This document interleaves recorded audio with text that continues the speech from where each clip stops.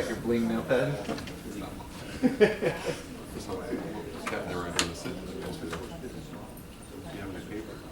It's like, I have a few notebooks, but yeah. Do you want sparkly silver or sparkly pink or jewels?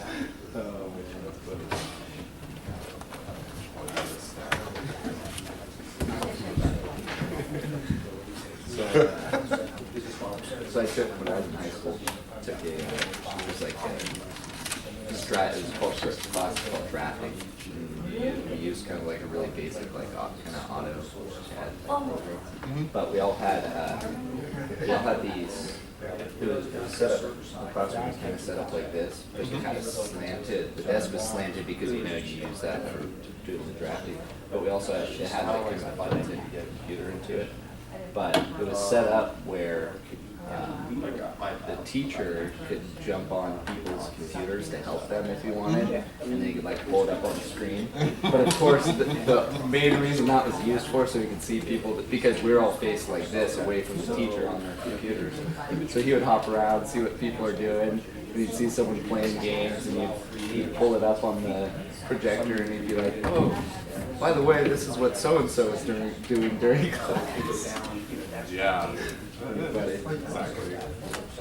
So the last software I touched that was like that did that kind of thing was called Terrace. So there are a lot of them. That's just how easy it is. And I remember it was like one of the on the TV or where you had a little icon on that bottom, and I remember we'd try and exit out of it.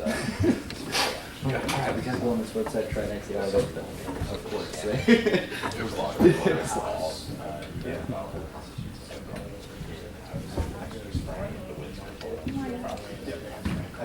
So a lot of her data. Yeah. That's what I like about the team viewer. I mean, it's just it lets people know it's there. They can close it if they want to. No password to install it. If you connect, it's very inherent.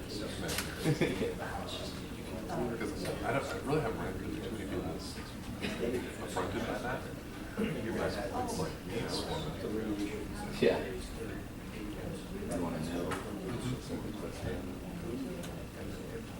Like the program before that was BNC. There's a lot of variation because it's built on an open source. Okay. Information. The only way you would know somebody was looking at your screen was the color of the icon. That's not very noticeable. Right, especially when I have these displays. Yeah. It was also very cool. I hate you're gonna waste all that tape on me. Come on, we're in the 21st century. Yeah, I call it. I know. Hey, yeah, man, I was 41 in May. My system was got going. But I'm the oldest guy in my office by 7 years. At a certain point, We got to breakfast. all you just heard is Never sitting. He's like, oh, look. interesting how that they used couplers instead of terminators. Yeah. What a gracious guy. I suppose that makes it convenient if you want to run right in this. All right, good. Just a quick hello, guys.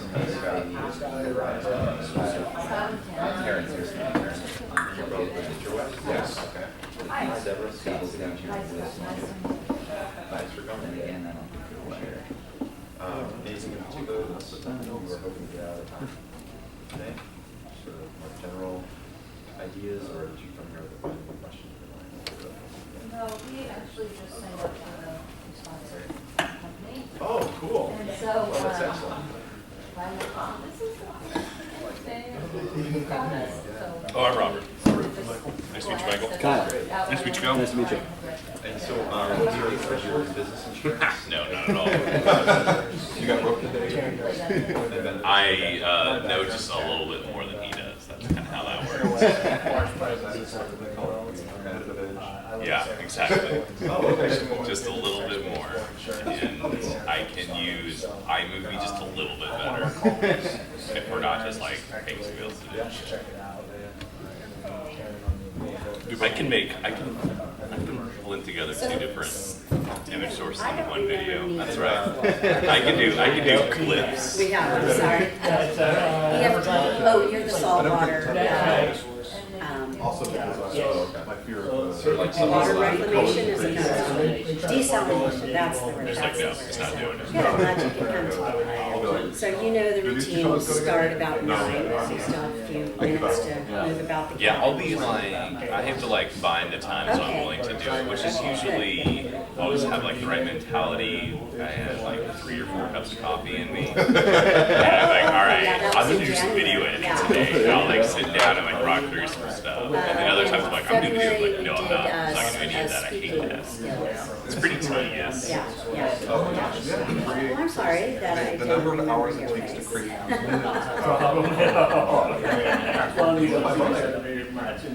another reason I was like, oh, this is just way. You like see, we made a Udemy course, which is like a lot of what this is. That's all right. I just want to introduce myself. I'm Laura Good with SARTA, Michael, and Kyle. So what is 3-in-1 Tech? What's your 10-second pitch? We're a computer networking support company in Sacramento. We help businesses make their technology run better or business. Awesome. Awesome. Well, welcome. Have you been to a SARTA seminar before? Sure. Okay, so we do these monthly. They're typically targeted at startup founders from idea stage to about $5 million in revenue. But then a lot of times we have like a sales one or a speaking one where it addresses a much broader audience. But Scott is great. And I got to chat with them a little bit ago. yeah. Well, welcome. So we'll start right about 9. So you still have time to get a coffee refill or Cool, I will do that. Plus, I'm blown away. I've been having a good time. I know I didn't think it was 8:30. let's see. Having a coffee, anything? I'm good. Yeah, you can. They have water out there. I'm good. Thanks. And like what's sort of your power certain Yeah, we're. So how'd you guys find this? So his wife, which is also like the CEO of Microsoft, they're kind of looking for seminars type stuff like this, and I'm not positive, but I think they found actually, you know, they looked. I think it was online. They were checking out a couple different ideas for stuff like this, and they stumbled across it. He could tell you Unless better. you can read upside down. How long have you guys been I've been working with them for about 8 months, but they've been around for about probably close to 10 years, but kind of trying to ramp up a little. Exactly. Bring in more dollars. Yeah, exactly. Yeah, the ultimate goal, right? Absolutely.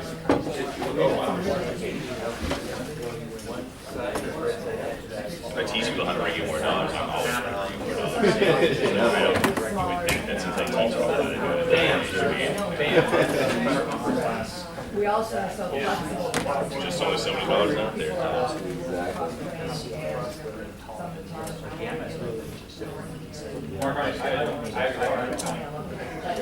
It's definitely.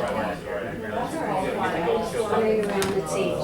Yeah, 30-second warning if you want to get more coffee. Ryan, Taryn, I know your name from Interesting. I was at the lab, I was at one.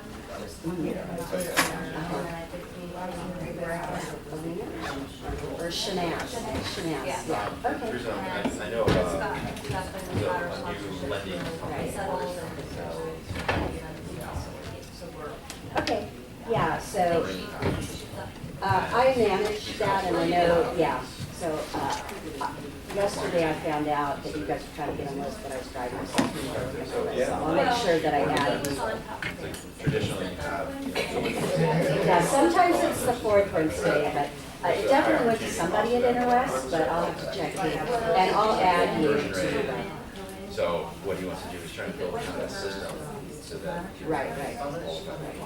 I'll add you guys to our, we send about 2 emails to sponsors before.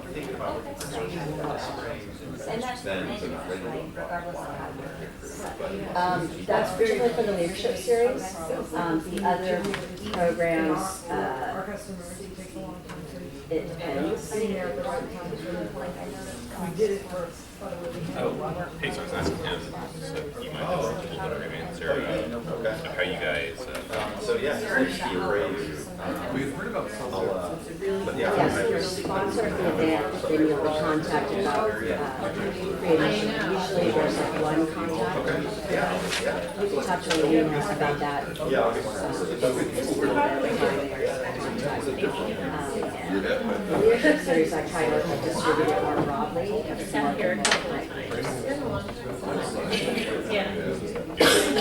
you ever see one that you know you're a sponsor, you can always call the office and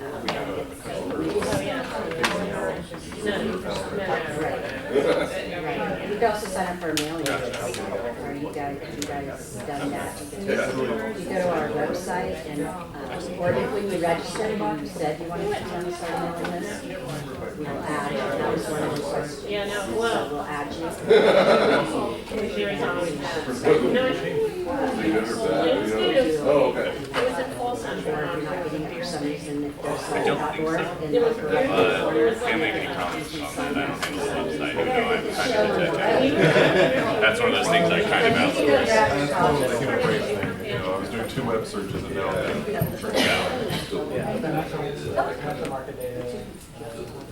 You know what, it's just like, do it going after it,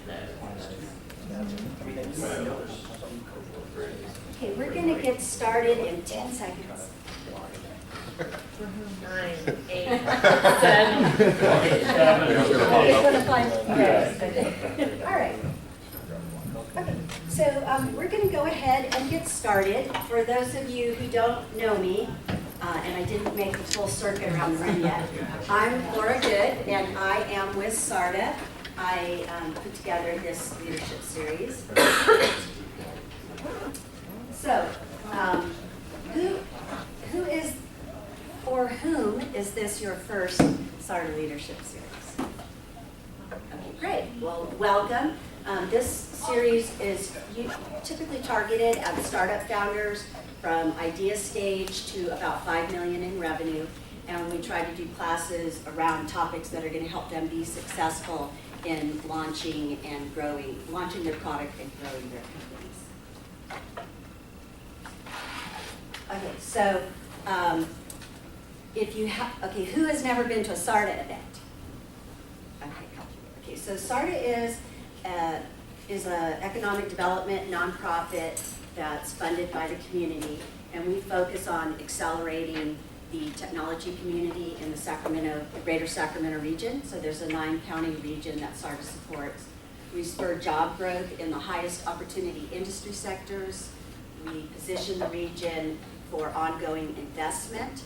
We leverage the area's strongest assets, develop a culture of risk takers to start new companies, and that's probably something Sacramento needs a little push on. And then we create a community where innovation can thrive. So those are kind of the main things that SARTA does. We have a number of different programs. Today you're in our leadership series. And then we also have what we call vertically focused programs. And by vertical focus, we mean they're looking at a particular industry sector. Some quite broad. We call it Tech Start, which is anything except for clean tech, med tech, and ag tech.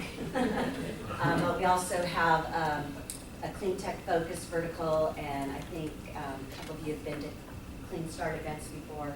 Med Start, I'm the program director for that, and we focus on medical technology, anywhere from pharmaceuticals to medical devices to iPhone apps for healthcare.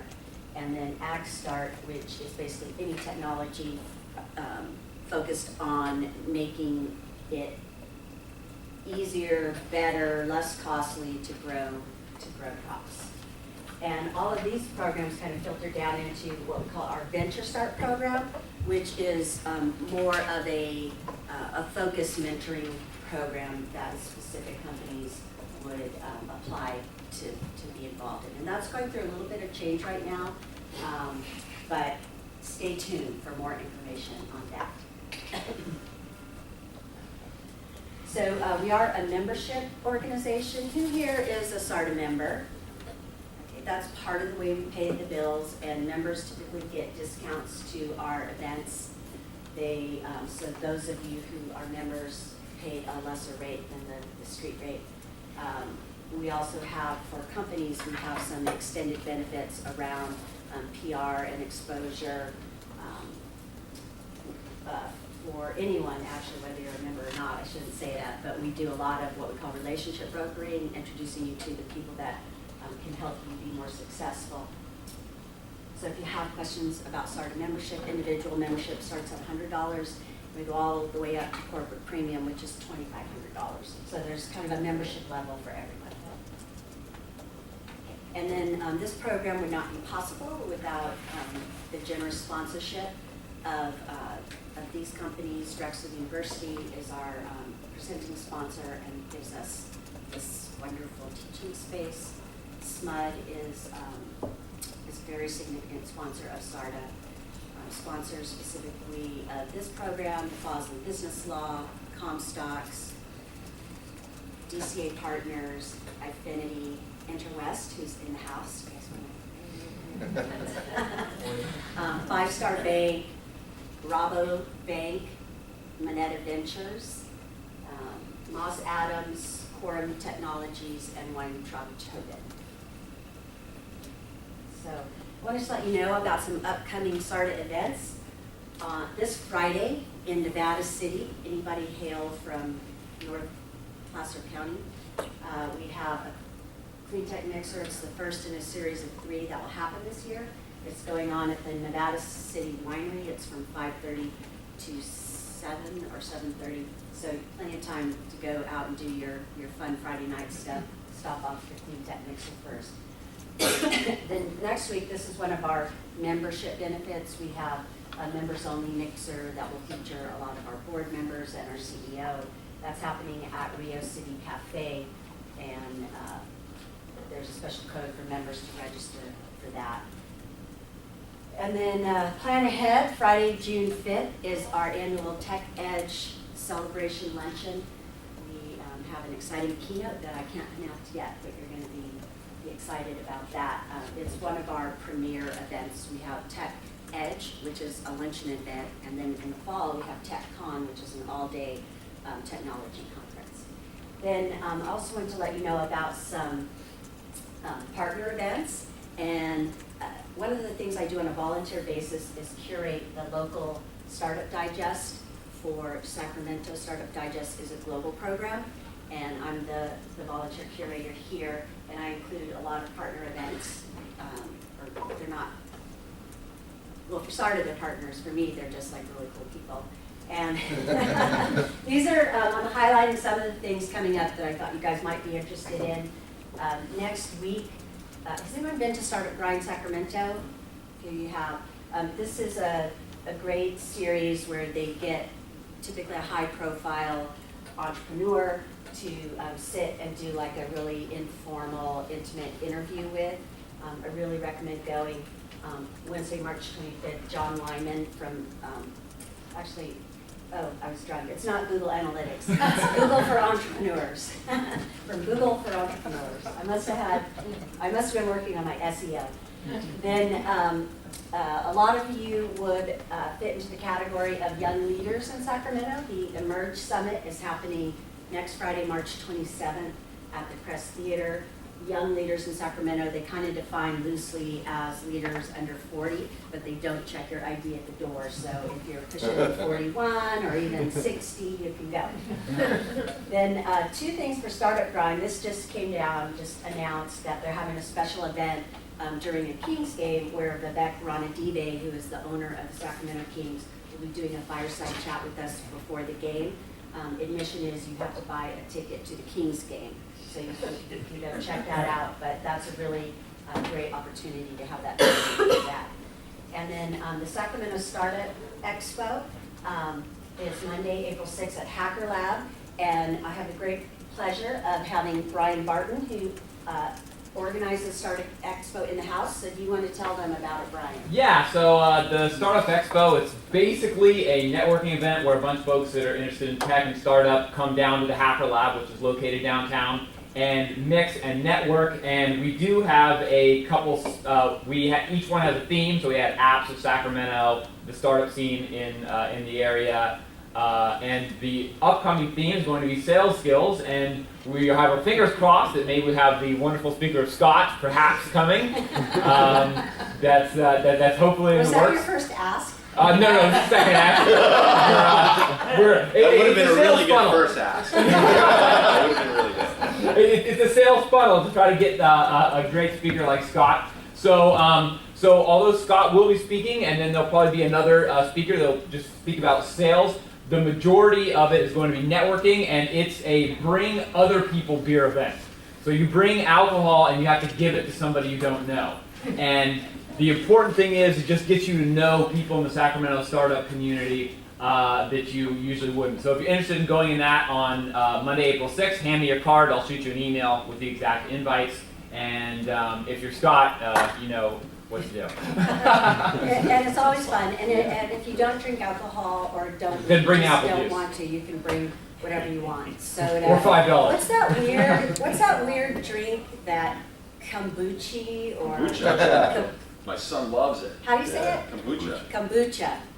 That's it's got like probiotics in it. Yeah, bring kombucha. Okay. So, okay, and pass that. So without further ado, well, I'll she's probably going to kill me because I'm going to introduce her. This is Magdalena Coronel. She is our Venture Start Program Director. So if you have some questions about Venture Start, maybe catch her on the break. A few housekeeping things. We'll take a break. Scott will break you sometime 10:15, 10:30-ish where it makes sense. No breaks. And then the restrooms are out this door and to the right. So without further ado, I'd like to introduce Scott, who is the self-proclaimed chief sales geek at SalesQualia. Qualia, okay. And they're dedicated to improving sales performance. He's spent 15 years, probably over 15 years, building sales frameworks for startups and big companies. And this is Scott's second appearance in the Startup Leadership Series. He was here about a year and a half ago. And it was a great presentation and lots of wonderful feedback. So we've asked him to come back. And is there anyone here in the house who was here last time Scott was here? Okay, all right. So people came back, so you know it's going to be good. So without further ado, Scott, it's your show. I'm going to go find a remote for you. Right now we don't have one, but you can advance the slides by touching that arrow. Got it. I'll be sure to forget that. Yeah. So how about let's get them all warmed up.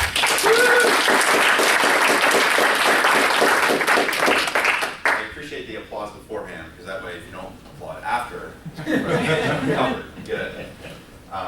Thank you, Laura. I appreciate that. So also with me we work together, Robert Wharton.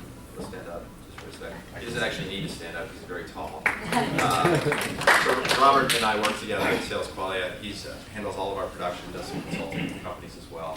And so as Laura mentioned, I've been working for almost 20 years now, doing mostly selling. And I've worked with a couple large companies. I've worked with a couple of startups. In addition to the work I do at SalesQualia, I have a day job where I work with a company called Blend Labs. And our work is selling enterprise software to banks and mortgage lenders. So everyone across the mortgage lending spectrum, from Wells Fargo all the way down to the local mortgage broker, are potentially our customers. And so a lot of the presentation today, while we're going to talk about frameworks and process, I'll try to do as best I can to incorporate a lot of anecdotes and stories. Some places where I've been successful, and a lot of the stories are places where I've screwed up and made a mistake, which is what helps me be qualified to be up here and talk to you, so you don't have to make those same mistakes. If you have any questions along the way, I mean, as much as we've got a presentation here and we're going to do walk through slides and those kinds of things, I mean, this time is here for you. You've invested your time, you've invested your money. I want to make sure you're getting out of this time what you need. And we'll go, as Laura said, so about 10:30, take a short break. Come see me during the break if there's something that doesn't make sense or something you were hoping to get more of, because I'd certainly like to make sure that you walk out of here with all of your questions answered. So, do you mind if I close this? Yeah.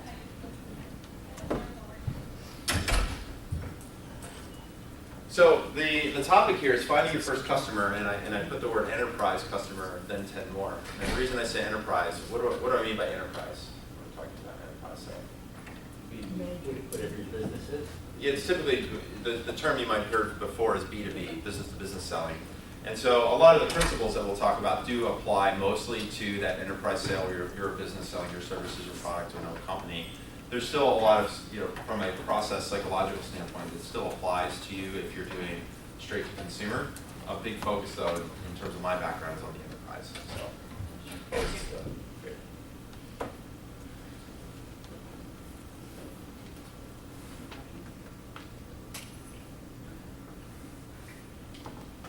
Yes, of course. Good. Let me try putting it in that slot.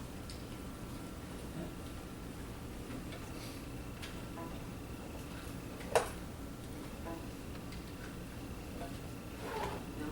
Dennis, maybe we, oh, there it goes. We have liftoff. So the objectives today, we'll get through as many of these as we can. And really the idea here is to provide you a selling framework at 2 levels. And what I mean 2 levels, there's the single opportunity that you might have with a single customer that you're working on today, somebody you have in mind that you're taking some action with. And then more broadly, thinking about how you can apply a framework to all of your sales opportunities so that you have a process in place. So the idea here is we're going to walk out of here using the sales canvas that Robert and I developed that gives you that sort of framework that for every sales opportunity, individual opportunity, you can use it to identify risks, identify gaps or holes in the individual sales opportunity, and then also think more broadly, what can you learn from that single opportunity to make sure that for future sales opportunities, whenever those questions come up from customers or you have these gaps emerging, that you know how to fill those gaps really quickly. Does that make sense? Good? Cool. So here's the sales canvas, and it's very, very simple. The way you might think about it, has anybody ever used the business model canvas before? What was your name? Marco. Marco. And Michael, you said you used it. Lars used it. So the business model canvas is it was developed by this guy Alexander Osterwilde. And the idea of a business model canvas is that as you're building your business, there's certain gaps and holes in your business plan that you want to fill. So the sales canvas sort of works a lot like that. And the idea here is that each panel is a certain area, and we're going to walk through all 9 of these different areas today. And you can see they're numbered, so you kind of work from starting at customer needs, to buyer types, to value statements, objections, implementation support, and then back to the other side of the canvas. And so the idea of having this canvas, it's sort of one of the things that I think has really been a disservice in selling, is that there's a lot of different sales training out there that'll say, if a customer calls, do this. Or say these things, or when somebody asks us a question, answer it this way.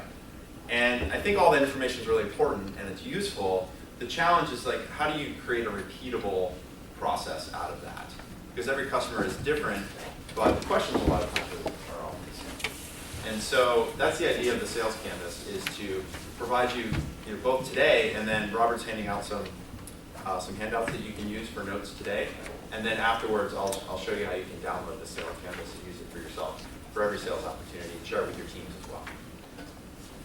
So let's, first thing I want to do, make sure everybody gets a copy. Sorry.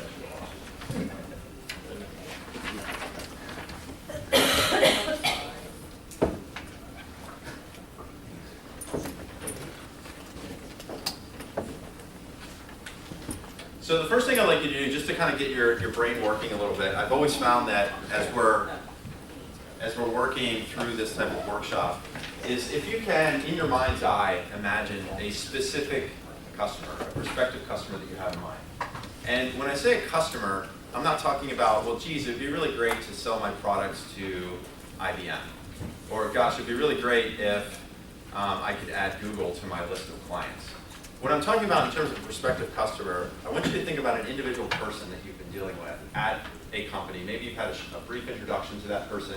Maybe you're engaged somewhere in the sales process. You're not quite sure where you are in the sales process. You just know you maybe had a couple of conversations. And I'd like you to take a minute and think about that prospective customer and just write down a couple of adjectives that would describe that person. And so just to help you out a little bit, some ways to think about describing that person would be, like, what is their job title? What is their day like? Like, are they a very busy person at work? Are they getting stretched in multiple directions at work? Think about, what is their day like? How do they, when they go to the office every day, are they sitting in meetings all day? Or are they the kind of person that's sitting at the desk? Are they managing other people? Or are they just managing themselves? Are they the kind of person that is traveling half the time? And sometimes they're not in the office for days on end or weeks on end? Or are they a person that's in the office 9 to 5? And what this will do is just kind of help you crystallize a little bit for yourself who you could use as a model as we're talking through the rest of this presentation. So just take a minute or so, just jot down a few things just to really make it clear as to the kind of people or the type of person that you're working with right now.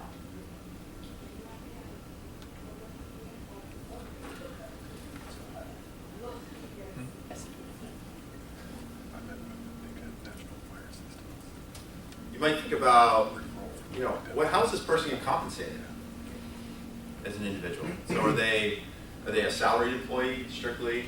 Are they salary plus bonus based on certain performance by themselves or their teams or their company? Are they pure commission if you're dealing with sales managers as your target client?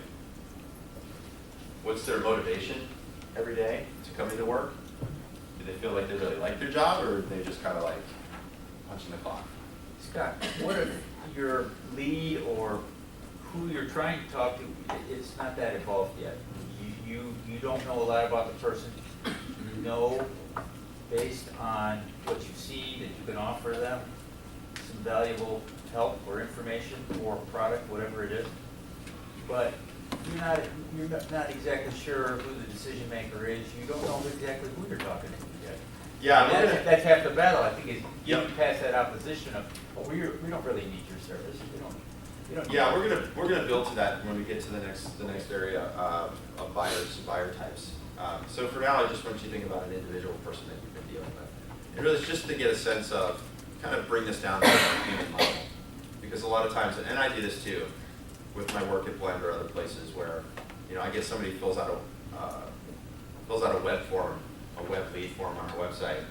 You're like, oh, guy from Wells Fargo filled out our lead form. Like, that's awesome. Wells Fargo could be a customer. Well, Wells Fargo's got how many tens of thousands of employees? Like, who knows who this person is? Could be anybody. Could be a big decision maker, or could not be. So it's not Wells Fargo that's buying. I have to figure out who those people are to start navigating that. So it's just like a little thought exercise that I always like to start with.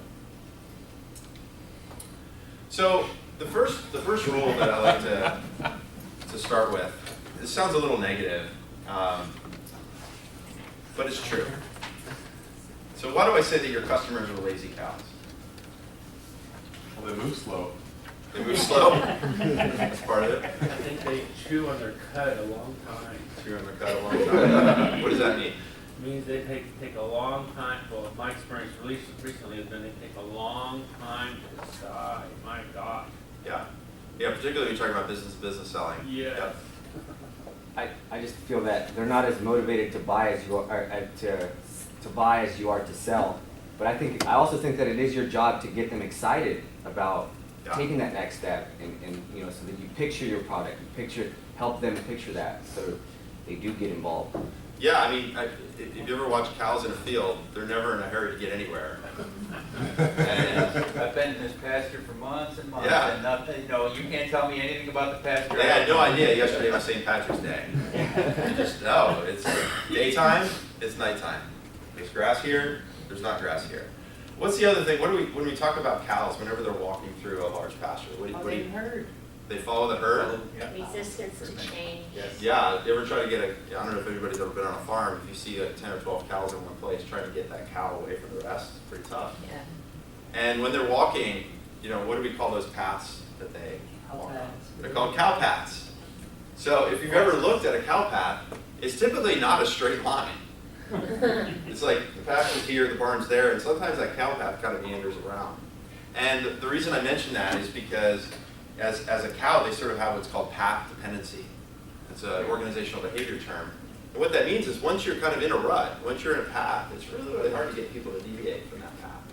And so I use this as kind of a frame of reference, not in a negative way, not to disparage our customers, because they have hard jobs, they have families at home, all the things that we're all challenged with every single day. It's just that as human beings, we get into routines, and it's, change is hard, we're risk-averse people, and especially at companies, you're talking about these people in companies, whether it's a big company like Wells Fargo or a small company like a local bank, people don't want to deviate from what they know. And so what Marco, sorry. What Marco was saying is it's our job as salespeople is to motivate them, which is important. Motivation though only lasts for a certain period of time. Like you can go listen to a great motivational tape in the morning and be like, okay, today's gonna be a great day and I can't wait to get to the office. You walk in the office at 8:45 and your email blows up and you're like, oh my God, this is the worst day ever. It's like, motivation can last only a short period of time. So it's important, you want to certainly catch people's attention, you want to get them motivated, but it's also our job is to sort of bring those lazy cows through a process of buying that a lot of times they don't even know what that process is within their own companies. And that's why the sales campus can be a really useful architecture for you to use as a framework around that. So now you've got that person in mind and now you have cows in mind. Another way to think about this, as we're talking about chewing the cud, so instead of risking anything new, let's play it safe by continuing our slow decline into obsolescence. Right? Here we are at SARTA. This is we're all technology companies. We're working in the technology sector, and we're supposed to be the ones on the front edge. And as our products and our companies exist, because we saw a gap in the market. There's an existing process that's not being done very quickly. There's revenue that's being lost by companies because they don't have a system in place. They're spending money, in your case, with the IT services that you provide, they're spending money in the wrong ways, spending time in the wrong ways. And we can all see, we're entrepreneurs, we see this as opportunity, yet our customers are not willing to take that action. And so that's where sort of pulling them through the process is really, really important. So, make sense so far? We good? Okay. So the first place we want to start is the customer needs. Customer needs. So we're talking about customer needs. One thing that's really, really important is to remember that nobody cares about your product. Everyone's nodding. Some people are nodding. Why do I say nobody cares about your product? They only care about what they need and how your product provides a solution. Exactly. They don't care about it's a hosted web solution that has all these features and we just upgraded to the latest operating system, or our hardware does this. It's made out of titanium and all the other ones are made out of steel. Like they don't care about those things. And it's not that they don't. And I like this quote from Homer Simpson. It's not that they don't understand the features that you're building. They don't understand that those are pretty cool things. But at the end of the day, if those cool things don't translate to filling their needs, it doesn't matter. Okay. And so when we're talking about customer needs, the thing that I've learned, both myself and working with a lot of other people over the years, is that you can really boil down the reason that people make purchases in enterprises and companies for one of four reasons. They either want to increase revenue or decrease cost, so it's sort of one or the other. They want to increase efficiency or they want to decrease risk in some way. So let's talk about those in a little bit more detail. So increasing revenue. This is pretty obvious. If your product or your service can help them very specifically and tangibly increase the amount of revenue that they're earning, that's a good thing, right? Now, what's the caveat to that, though? What's the opposite end? Like you could say, look, if you use our product, then your systems you'll be able to sell your products at a higher price, for example. You take a risk by making a change. Yeah, there's some risk there. There's some cost to that change, right? It's from an economic standpoint, sometimes it's called transaction cost. It's the cost of transitioning from the old system to the new system. And so even though you might be able to tell somebody, look, using our product or service, you'll be able to tangibly increase your revenue by 30%. Okay, sounds good.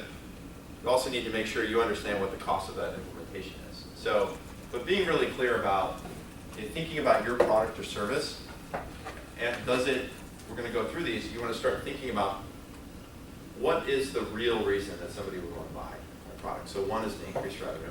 Second is decrease costs. Right? This is pretty obvious as well. You know, who has a product or a service that you feel like specifically, like the superpower of your product or service is the decreased costs? Anyone? Yeah. Oh, we talked about this a little bit. Go ahead. So with the fact that we can provide a service that's less cost to you. Less cost. Yeah, so in other words, you're paying $1,000 today, you buy my product, transitional cost potentially. Yeah. But your month to month is going to be anywhere from 10 to 50% less per month. Right. Yeah, really specific tangible benefit. Right. So the third is increasing efficiency. This one's a little bit tough, but certainly can be measured. What do we mean by efficiency gains? What are we talking about here? I would imagine it would be whatever they're doing, it takes them less time to do it. Less time. Yeah. And it's also related to cost in some respect. So some of the work that I've done at Blend, our software is being used by a call center right now, based in Dallas, Texas. And once we got everything up and running, we didn't realize this when we were selling the product, and even the customers didn't realize this when they bought the product. After they had been rolling for a couple of months, what he realized, he said, look, I have been approved to hire 65 people in my calling center. And it turns out, using your software, I can get the same throughput with about 48 to 50 people. And you're like, oh, that's... And then even better, on average, instead of one single calling center person handling approximately 50 to 60 calls a day, I can get them into 75, 80 calls a day. On a good day. Not every day, but on a good day. So that's where you're saying using fewer people and they're getting more throughput per day. Now sometimes that, the fewer people translates to cost, because now that's about 15 people. He doesn't have to pay $30,000, $40,000 a year to go sit on the phones. But it also does make them more efficient. So that's now the next customer, I can go and say, hey, for this other customer, I'm not sure if it's going to work for you, customer number 2, but customer number 1, here's the blueprint that we use to increase that efficiency for them. And then the fourth one is decreasing risk. What's an example of a product that might be targeted at decreasing risk?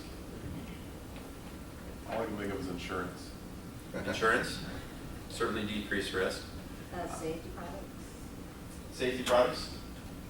Yeah, like say you're working at or any sort of safety related product. So if your product is being sold to manufacturing plants, you know that those manufacturing plants have OSHA standards. It's Occupational Safety and Hazard Association, I think is what it's called, right? OSHA. What is it? Agency administrator. Agency administrator, whatever, OSHA. So OSHA comes in and they do their audits, and they come in and they make sure that all of your plan is according to these OSHA guidelines, right? So if you can show that, hey, using our product, you're going to decrease the risk of injury by X%, for a certain person in that organization, that's going to be really, really meaningful. Now, somebody else might look at that and go, well, that's great, your product might decrease risk, but now it's also now increasing cost to my system. So on the one hand, you have one executive that says, oh, this is a really great product, it's going to reduce the probability of injury by 50%. But the person running the operations of the plant are going, yeah, but it slows me down by 30%. So that's where you also have to really understand who your constituents are and who your buyers are, and what the value proposition is for each of those, which we'll talk about next. Would you say if you offered a product that had a guarantee, would that help decrease risk? So would a guarantee decrease risk? So the challenge with guarantees, particularly in enterprise sales that I've found, is that as a smaller startup company especially, the guarantee is virtually meaningless. Because who are you? Like, okay, of course you're going to guarantee that your product works, because you don't have any downside to guaranteeing that it works. Because if it doesn't work, you're going to go out of business either way. Right? And I'm not going to be able to sue you for the money that now my people are getting injured or whatever that is. So that's part of the problem with guarantee. The other problem with guarantee is that from an enterprise standpoint, if we think about some of the protracted sales cycles that we're talking about and the number of people that get involved with the decision, once they implement your product, service, software, it could be 3 months, 6 months, 12 months, it could be 10, 20, 30 different people that are now involved with that decision process, there's been so much cost involved that the guarantee is like, either we're going to go forward with this or not. They're not going to say, oh, we're going to completely reconfigure our manufacturing plant to use your product, and if it doesn't work, that's okay, we'll just take it out. Because it could have taken a year or two just to reconfigure it. So it can be really, really tough to use a sort of guarantee, as opposed to what can be a lot more effective is testimonials, case studies, white papers, those sorts of documentation, because that's where you can say, hey, like I just talked about with one customer, this executive was hired, could hire 65, he can get by with 50, used to make 50 to 60 calls a day, now 75 or 80. So those are real numbers, and then you have, hopefully, you get that executive that you've worked with in the past to say yes. And if you don't even have your first customer to do that, then that's a case where you can go and find industry experts, people that are consultants that work at big consulting firms or small consulting firms, whatever, and say, look, we'd like to pay you to do a white paper. And it's okay you're paying them. People know white papers are relatively used for marketing. But you'd be surprised that you can find somebody that would be willing to help you write a white paper for $500, $1,000. And then you have some documentation that says, hey, as an industry expert, I've looked at this technology, and here's some evaluations that I've made. And based on my expert opinion, working in this industry for 12 years, I think that a company might be able to increase efficiency by up to 45%. So it's just sort of like a certain level of social proof that can be a lot more effective. And then the other side of that, or the additional thing you can do aside from, say, white papers, is going around and just talking to other customers, not necessarily your customers, but just the market in general, and just collecting information and collecting all of the problems that you've identified in the industry.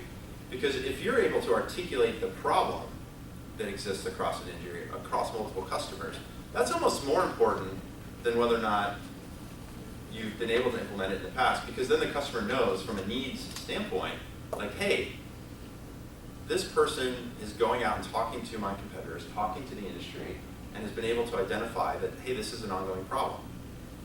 And so probably this is somebody I want to spend a little bit more time with. So it's some validation. So the validation with data as opposed to just saying guaranteed. Everybody ever see Tommy Boy? The movie Tommy Boy?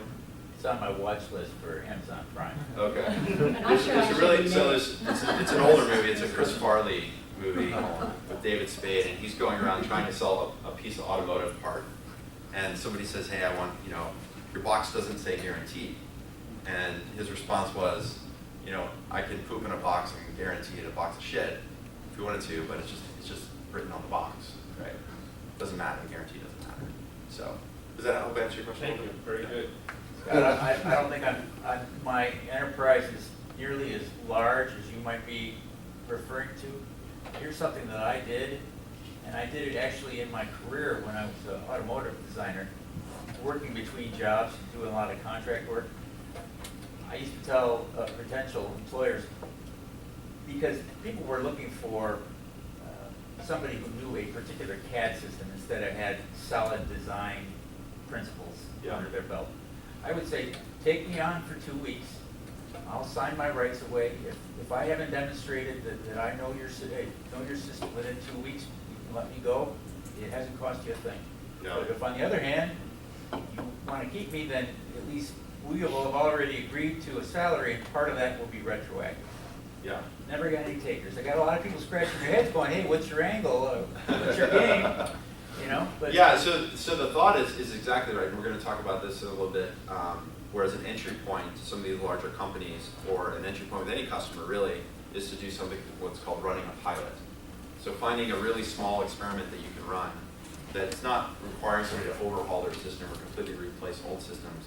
Maybe saying, maybe take a small team of people that are going to be geared to succeed. So maybe in my case, I was referring to that calling center. That's actually how we got started. We did a pilot where we said, look, you have a couple 100,000 loans that you're managing, you're getting all these calls every day. Why don't we just take 10 of your agents and a couple 100 of your loans, put them into our system, and have just those agents work those loans every day. And then you'll have kind of like an A and a B. It's called A/B testing in a sense. It's sort of like an experiment. If it works, then great. The downside is we've spent a little bit of time getting that pilot up and running. You've definitely lost some some agent time because they've had to train and do these other things. But the risk is much, much lower because you're now, as the local operator, you can run this pilot without having to go get permission from, you know, your executive vice president. And if it works, then you get to be the hero.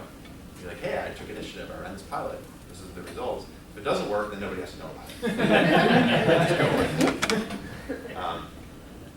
So I want to, next thing I'd like to do is take about 3 minutes and just make sure that you think through why your customer, your target customer, whether it's the person you have in mind or other people in the market, why you think they buy your product. What are the one of the 4 reasons? And sometimes it can be multiple. Think about what's the primary reason you think somebody would buy your product. And then I'd like a couple of people to share their hypothesis about their product or service.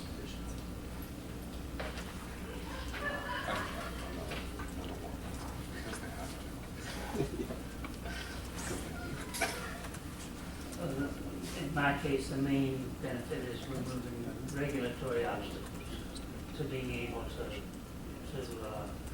to create plants to do desalination. Okay, so Steve, just so everybody can hear, so Stephen's company, I want to make sure I understand, I'm going to see if I understood your explanation of your own company. We chatted a little bit before we got started. So he was saying that his company is a processing, they have processing manufacturing, processing technology that takes salt water and pulls the salt out, and then it leaves, you've got purified water, fresh water, and then additionally the salt, so the purified water is obviously useful for public utilities and those sorts of things. And then the salt, because you've extracted it, now you've got this big pile of salt coming out of the sea that you could then sell. And so part of the problem in the market right now is the existing technology uses something called osmosis, which doesn't get all of the salt out, right? And so what ends up happening is that these companies will extract some of the salt out and then put whatever's left back into the ocean. So you've kind of messed with the balance of salt to water in the ocean, and that's really bad from a regulatory standpoint, from an environmental standpoint. So if that is indeed the one thing, like that's a decreased risk, right? Means that they can get a permit. They can get a permit to actually do it. To actually run the business. Yeah, there's a $1 billion plant in Huntington Beach is being held up because of this issue. So that exact customer, if they use your product, would be able to get the permit. So that's a plus revenue also. Yeah, so the side benefit, so that's where it depends on the individual customer that you're dealing with, because in that case, the one holdup is checking the box on this regulatory piece, in which case that maybe is where you drive hard, versus somebody else who's maybe thinking about, has an existing system, already has approval, but they want to get more salt out, or they want to get more water out of the system, in which case maybe it's increased revenue for those people. A sister plant for that one has approval, only it's conditional.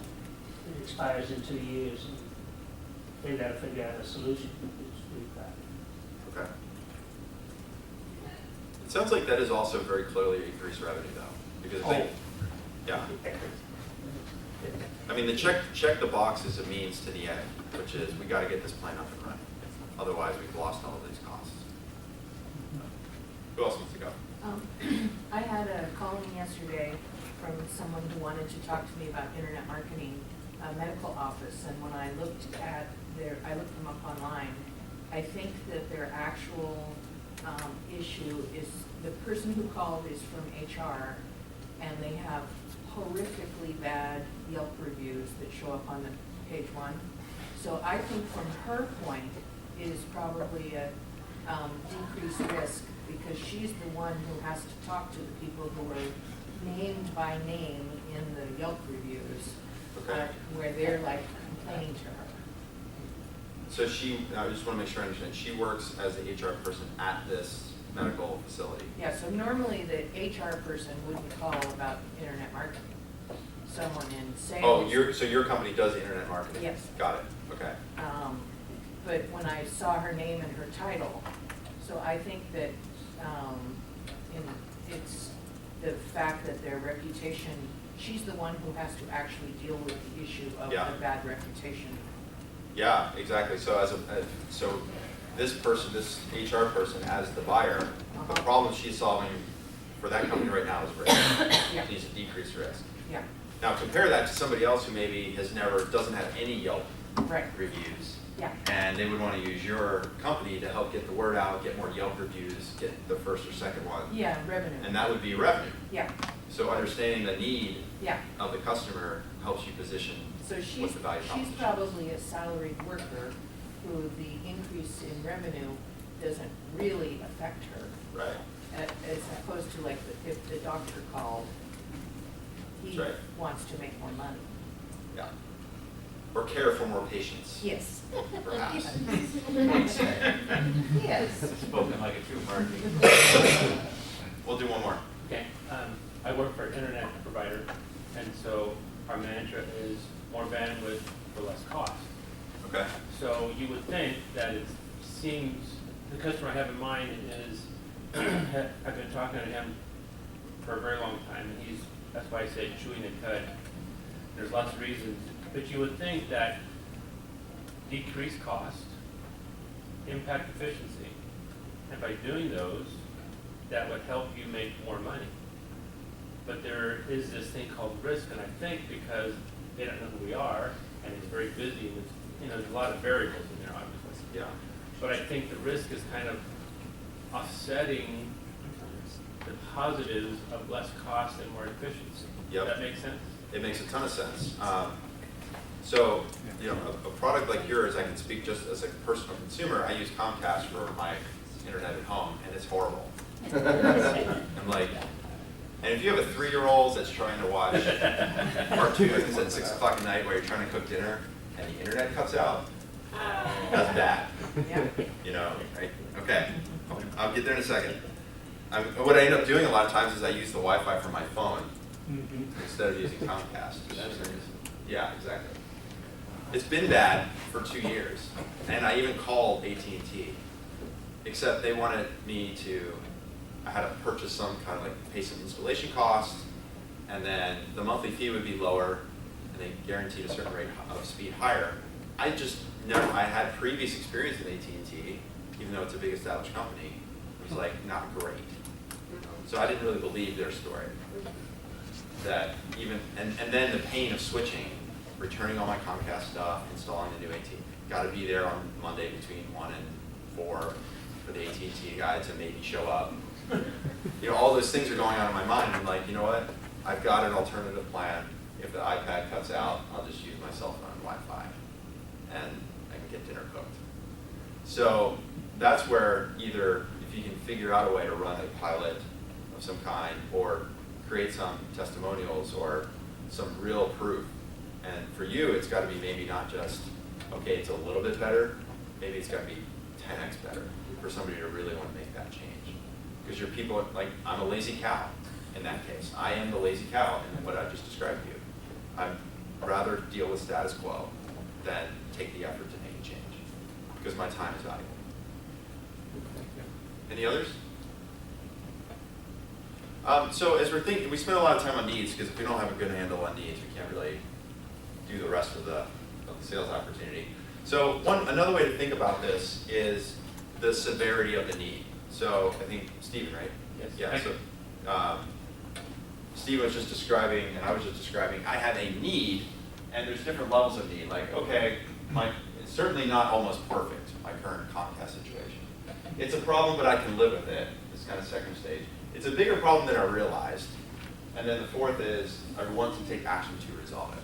So for me, I'm somewhere between, it's a problem, but I can live with it because I have an alternative solution, which is great if I'm home, but if I'm not home and my wife doesn't have Wi-Fi on her phone, then she's got to deal with the Wi-Fi going out. Or I didn't realize it was this big of a problem before I had a 3-year-old. It's like, oh, this is actually a really big problem. I have slow internet, because it was just me and my wife using the internet at 6 o'clock. If it was a little slow, we're like, I will just come back to it. 3-year-olds don't get that. Add a So- couple teens in there. What's that? Add a couple teenagers in there. Yeah, I'm sure. Clogging up all the video that they're watching. So we talk about implied versus explicit needs. So the first 3 are more implied needs. So like, yeah, I know it's important, and even the customer realizes they have some need. It's making sure that your product is positioned to either get the customer, that you find the customer that wants to take action to resolve it, Or you move it from, hey, you're educating me as the salesperson about how big of a problem this really is. I didn't realize that having slow internet, if AT&T could have somebody show up and sit in my living room and watch me for a week, cook dinner, they would probably sit there with like a stopwatch and they go, gosh, you're losing 14 minutes every night trying to cook dinner because you're dealing with this Wi-Fi thing. And then dinner doesn't get on the table until 6:45 instead of 6:30, and that means your son is not taking a bath for another 15 minutes later, and he's not getting to bed, and you're getting less sleep. And gosh, you know how terrible it is when you wake up and you're groggy? Like, your life is just horrible. Just because you have really crappy internet. Let me fix this for you. By the way, I happen to have all the materials we need to change out that Comcast system right now, and we'll be done in 30 minutes. Like, here's my credit card, I'm ready to go. Now, obviously on a consumer basis, you can't do that thing, but you have to think about it from a modeling standpoint. Like, how do you get it to be this magnitude of a problem, and then make it really easy for people to make the decision? Scott, what about the reverse, where the industry, I mean, cable is a perfect example. It's apathy company 1, a little more apathy company 2. You know, there's no standard really being set because everybody's a lazy cow provider. Yeah. And well, that's, I mean, on a larger scale from a sort of macroeconomic standpoint, that's where you have industries that are ready for disruption. Right? Like taxis versus Uber. Yeah. Right? All the taxis are very complacent. Like, oh, this is great. We have these, like in San Francisco, they have these medallions. You have to have a medallion to drive a taxi. These medallions cost like $1 million, literally, to get. Like, we're in the driver's seat, literally. Yeah. Then Uber comes along and disintermediates that. So it's much different than a much larger sort of change than just that individual customer. But in like Steven's case, maybe he can use those large customers to his advantage and find over time, maybe you figure out maybe you don't get the whole market, but there's certain segments of people that are willing to buy your product because of the value proposition. Yeah, you have to differentiate that's what we're all talking about. You need to differentiate yourself and demonstrate that you're not like the rest. I'll be there when I say I'm going to be there, and I'll be there right now. Yeah, or even just say, look, you know, and we'll talk about implementation plans in a minute. This idea of, hey, for this first customer, when you install, I will personally be there, and I will sit with you for 2 hours every day to monitor the speeds. That's part of our service to you, to guarantee to you that it works. And now you've got that person like, you're really going to do that for me? Okay, let's give it a try. Right. Thank you. On that chart right there, where would increasing revenue kind of fit? It doesn't matter what the need is. It's a matter of how important that need is to someone. Like, you could say somebody who is like the person you're selling to, if their job is to find more ways to create new revenue for their company, they might feel like, okay, there's probably some ways that we can modify our product or reach new channels to sell more, but it's still pretty good. I'm still pretty happy with our top line revenue.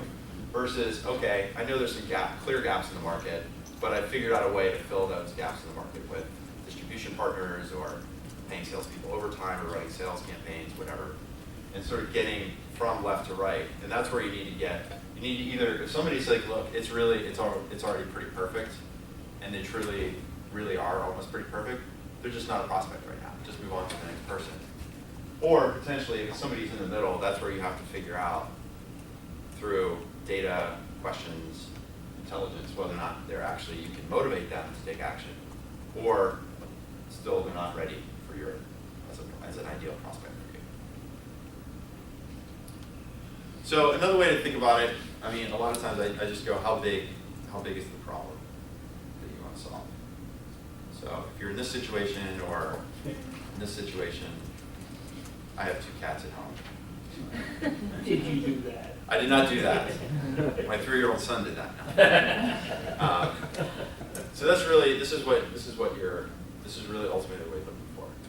So I want to move on from customer needs. There's some other stuff that I can go. I was thinking about going into more depth with, but I think you guys have a pretty good handle on this, right?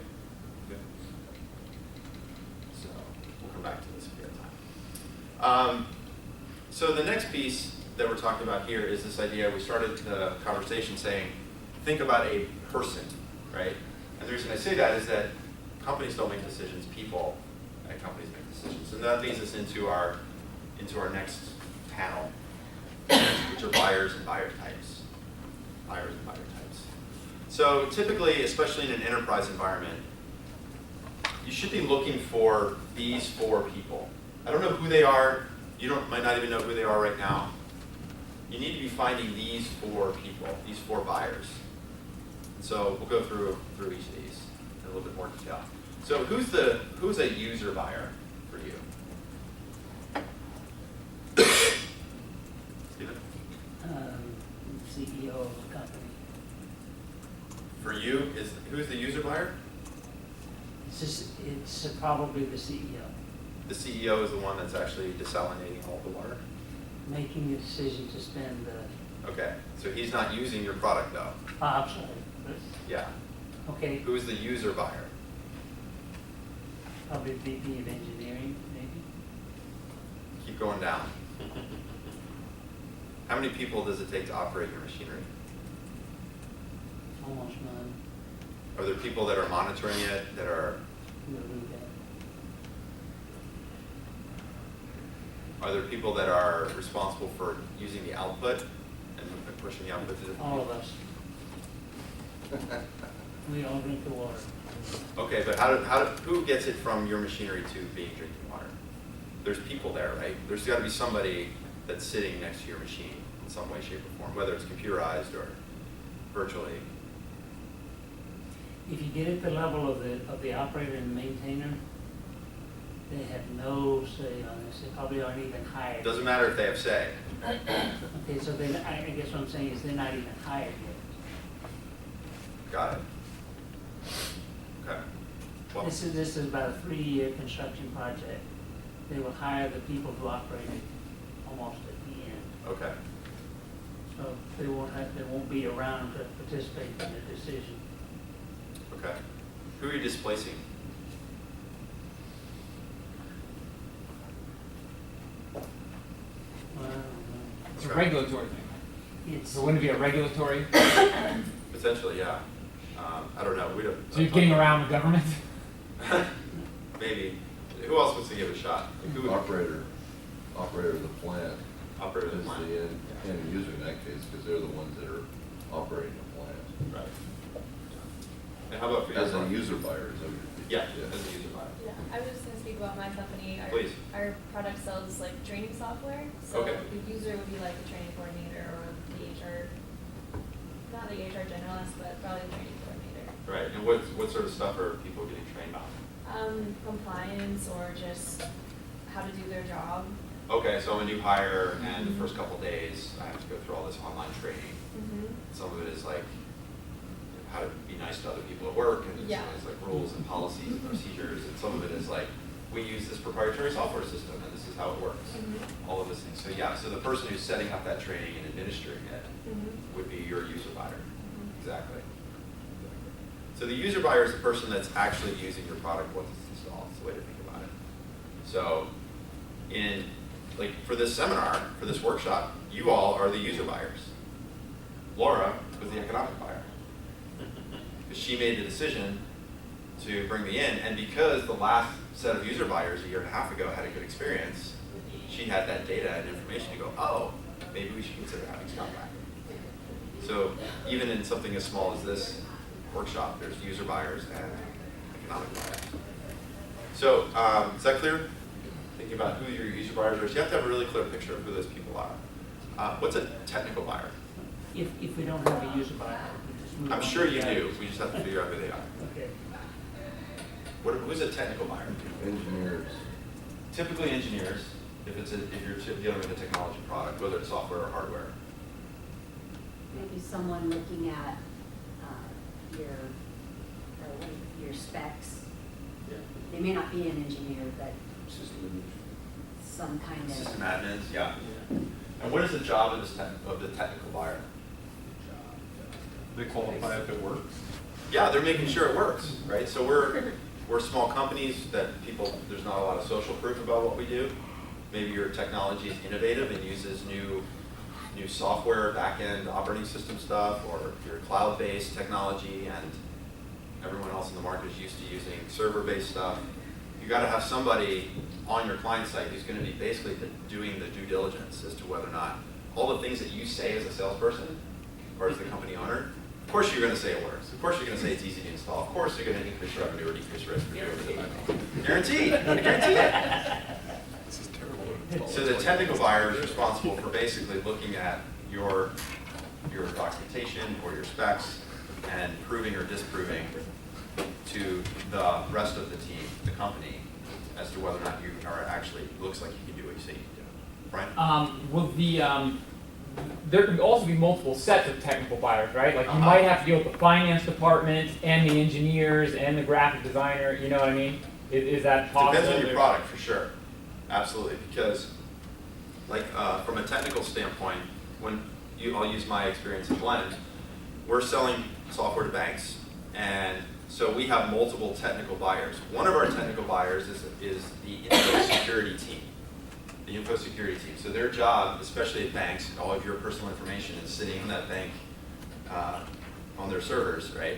The info security team is making sure that our software is as safe and secure, or even more safe and secure than the existing systems, right? So that's only their view is, I want to make sure that Blend's software is super secure. Now there's another technical buyer that's responsible for data exchange. So data goes into our software and then it gets passed through to their core systems of record. Now the info security guy doesn't know anything about that stuff. And the data guy just looking at, okay, you say with your software, it's really easy to pass data back and forth because you have these APIs and SDKs and blah, blah, blah. Maybe you just set up a server and you just pass it through and it shows up in 3 seconds and it works really great. But you say all these things happen, but I need to verify that your software is in fact flexible enough for us to import data, export data, that there's no data lost, that when you transfer data from your system to our system, that it actually shows up in the right place in our server, because all the other people in our company need that data. So that's a second technical buyer. And then there's a third technical buyer who actually looks at the functionality of the front-end software that we install. Like, okay, you say it does all these things and that it loads really quickly. You say that it's really easy for the users to use. I'm going to evaluate that. So to answer your question, yes, in our case especially, we have 3 different technical buyers that we have to kind of pass through in order to get to approval. And often are the technical buyers the laziest cows of all? It's interesting. You run into really different, it's like a really interesting distribution curve. So on the one hand, you get like Joe, the IT guy, who's been there 25 years, and like, he knows .NET really well. You know, that's his thing. You know, he's a system admin. You mentioned cloud, and he thinks you're talking about it's going to rain. You know, he's like, cloud. No, it's really sunny out today. No, cloud architecture, right? So you get some people that are just like, look, man, I got my systems. I set them up 25 years ago. They work great. I've been patching them ever since. You know, bubble gum and duct tape, but it works. Don't mess with my system because you're going to create work for me. Right? You're either going to make me have to work a lot to either improve my system so we can use your software, or you're going to make me useless altogether. Because maybe your system replaces the need for me to be monitoring, you know, all of the other systems, which really I only do for an hour a day, and the rest of the time I play like World of Warcraft or something. You know? So there's those people that can be real blockers, right? Just because they are lazy. There's other people that are actually on the totally opposite end, and they may be working at your target clients, and they kind of feel starved for new technology. They're like, you know, I went and got this great computer science degree or this engineering degree, and you know, I really like working for this company. Gosh, we use such old technology here, and I've been trying to get the CEO to spend money, or I've been trying to get the CFO to do this. They just won't do it. And you get that person on board. You're like, hey man, if your company uses our software, you're going to be using the latest technology. You're going to get to code and build applications on our software, or you know, our hardware is like super whiz bang, uses the latest titanium mix, or you know, whatever that is. So that technical buyer can be your best friend, because they're like, oh my God, I actually have an opportunity to do something exciting at work now. And then there's somewhere in between where you could have people that are just busy because they're constantly putting out fires, or they just don't understand. They're not either anti-tech or pro-tech. They're just like, you know, I get to work at 9, do my thing, I leave, do my job really well. I like my job, but it's like not my life. And so you're sort of like getting those people motivated to take action. And a lot of times it's educating without them feeling like you're educating them. Because nobody wants to feel like, oh, who are you, some sales guy, you're going to teach me about IT? come on, man. Like, what do you know? So you have to sort of like get them to feel like they're running it on their own. So that's the technical buyer. The technical buyer is never going to be the final say yes, but can absolutely put a dagger of death in the sale for you. Because if they say, no, not secure, not fast, not a good UI, doesn't work, not reliable, built on some new technology that's not proven, whatever that is, any CEO, because they're risk averse, lazy cows, are going to go, oh, that's all the reason I need. Sorry, Brian, I really appreciate you coming in. It's just not going to work. Come back to us in 12 months when the platform's a little bit more stable. You're like, oh man, Joe the IT guy wasn't there. So that's the technical buyer. Who's the economic buyer? It's pretty easy. The person that writes the check at the end of the day. It's the person responsible for the budget. And sometimes the person will tell you they're responsible for budget and they're really not. You have to keep going up, depending on the size of the transaction. And this is where pilots can be effective because you keep the decision local. Sometimes the economic buyer goes all the way up to the CEO. So you got to figure out, you have to know who that buyer is. Even if you don't interact with that person, you at least need to figure out who that buyer is. How do you define that, those guys? I ask just point blank, like a really great question that I've learned to use is, how do purchasing decisions get made and approved? So there's like how they get made, you have your kind of due diligence process. How do they get approved is a good question to know. Well, I have to submit a cost benefit analysis to my boss who looks at it, and then we look to see if the cost benefit is good enough, and then he'll bring it to his SVP who then releases the budget. So it's a good test for two reasons. One, it helps you find out exactly where the buck stops. And secondly, what if the person that you're dealing with can't answer that question? They're probably not the decision maker. They're probably not the decision maker, for sure. Or they're just like some that's wasting your time. And then the last buyer is the product champion. What does the product champion do? They love you. Gets excited by the product, finds the people in the company. Yeah, they're like, they're big influencers or Census building. yeah, they're coach. Sometimes I've heard them called coaches.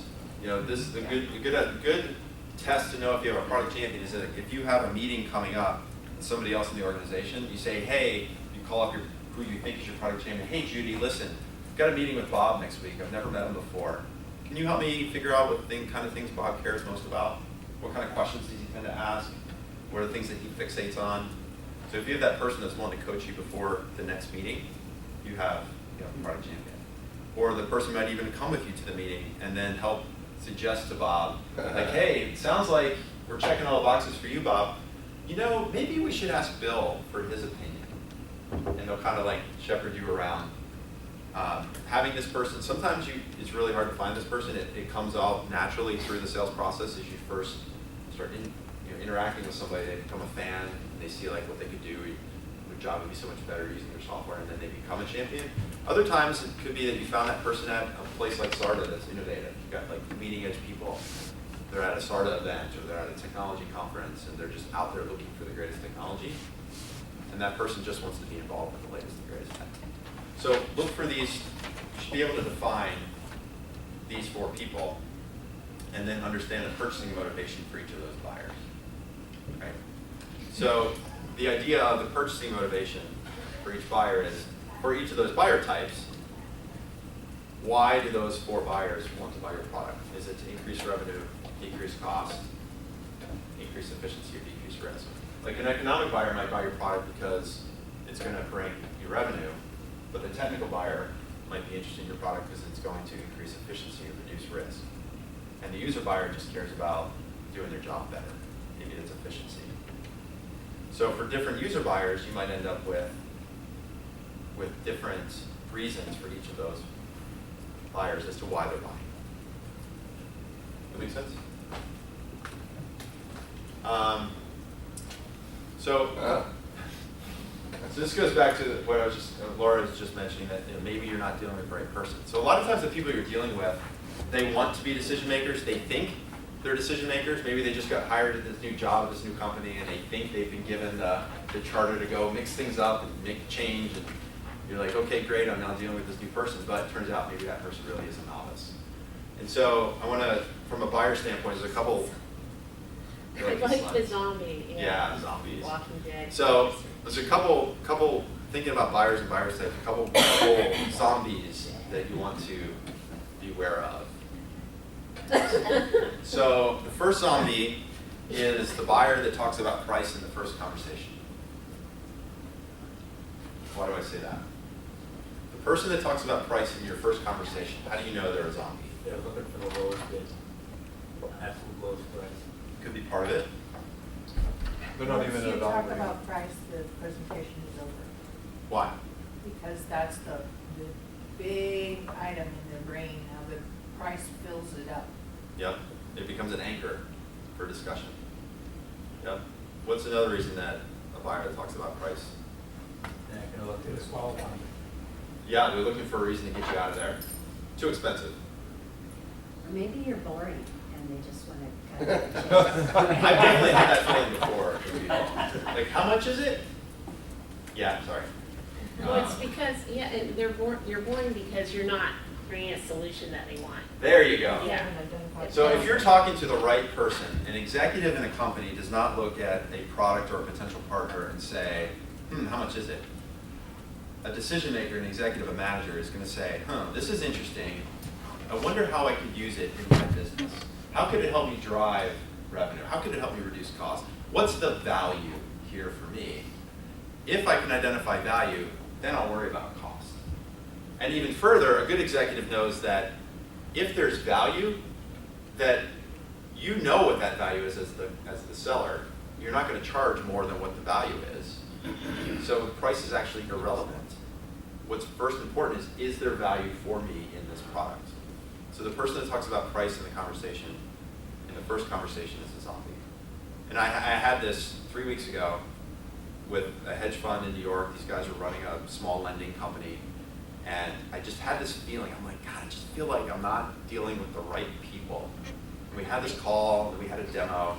And then after the demo, the guy's like, all right, so how much is all this? And I said, you know what? I have no idea. And he's like, how could you not know? I said, I know 5% of what I need to know in terms of how we're going to impact your business in order for me to give you a price. Like, we're talking about completely changing the way that you're lending mortgages, how your funding costs are done. Like, one customer thinks they could reduce their cost of funding by 95% over 3 years using our software. Now, that's their hypothesis. I have no idea, Mr. Customer, if that's true. I'm just telling you how people think about our product. If you ask me to tell you how much it is right now, the answer is I don't know, because I don't know how we're going to be able to impact your business. And he just could not handle that answer. He's like, you have to give me a price. I have to know how much it is. And I said, all right, I'm going to give you a price, and it's going to be wrong. It's going to be either too high or too low. If it happens to be right, it's pure luck. In 9 months' time, if you decide to buy this, and it happens to be this price, it's going to be pure luck. And I gave it to him. And then afterwards, the other guys on my team that were on the sales call, they're like, dude, you can't do that. They're like yelling at me, like, you can't, somebody asked price, you gotta, I was like, we're not dealing with the right guy. So then we had our CEO call another investor who knew somebody at that hedge fund. And that investor told our CEO, oh, those guys, don't do business with those guys. Because they will leech off you, they're high maintenance, and he gives all these, he happened to know them. And I was like, I knew it. I was walking around the office pumping my chest. I told you. Of course, I'm not going to get a deal, but that's relevant. But that's a good point too. Why waste your time? Why waste your time? No. Exactly. There's some satisfaction knowing your instincts are right. Yeah. I also have, like, I had instincts when my son is about to trip and fall, and then he trips and falls, and it doesn't make me forget about my instincts. That's true. The phrase that I used to encapsulate that thought is, price is only an issue in the absence of value. Perfect. I love that. Can you repeat it? Price is only an issue in the absence of value. Price is only an issue in the absence of value. Perfect. You should tweet that. We're working on it. So zombie number 2, person that says, I make the decision on this. Why is that person a zombie? You shouldn't have to say that. That's Judge Judy. Why is this person a zombie? She's aged well. They shouldn't have to say that. It's one of those things, if you have to say it, it's probably not true. It's probably not true. And we're talking about business-to-business selling, right? Whatever your product is, service, system, there's not going to be one user using it in this silo, right? I mean, lots of people, hundreds potentially, thousands even, that could be using your product, service, software. They're going to need to get consensus. And even if they happen to be the economic buyer at the top, they're the CEO of a publicly traded company that has unlimited budget, that person is not going to say unilaterally, we're going to go ahead and buy your software, and then I'm going to tell the other 10,000 salespeople in my company that we're now using this software. Like, who does that anymore? Hopefully nobody. Maybe occasionally it still happens. But even so, even if at the very top they go, I'm going to make the decision on this, probably not true. And if somebody is on the bottom, definitely not true. The next zombie, this is designed to save you time. If you ever had this, send me a one-pager, I'll present it at the next meeting. So I know you've been working on this product for the last 2 years, and it's the latest and greatest technology, and it's going to reduce our costs and increase revenue and decrease our risk and do all of these things. Here's what I'd like you to do. Summarize everything in 4 bullet points, send it to me so I can tell the rest of my company how great your product is. Wah, wah.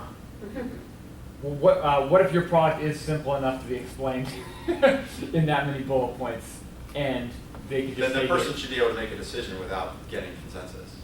I mean, there's no way. There's either going to be, on the front end, yeah, there might be all these 4 bullet points of value you can add. On the back end, there's going to be some kind of implementation cost or transition time or something else that's going to require other people to get involved in the decision. So this person is a zombie.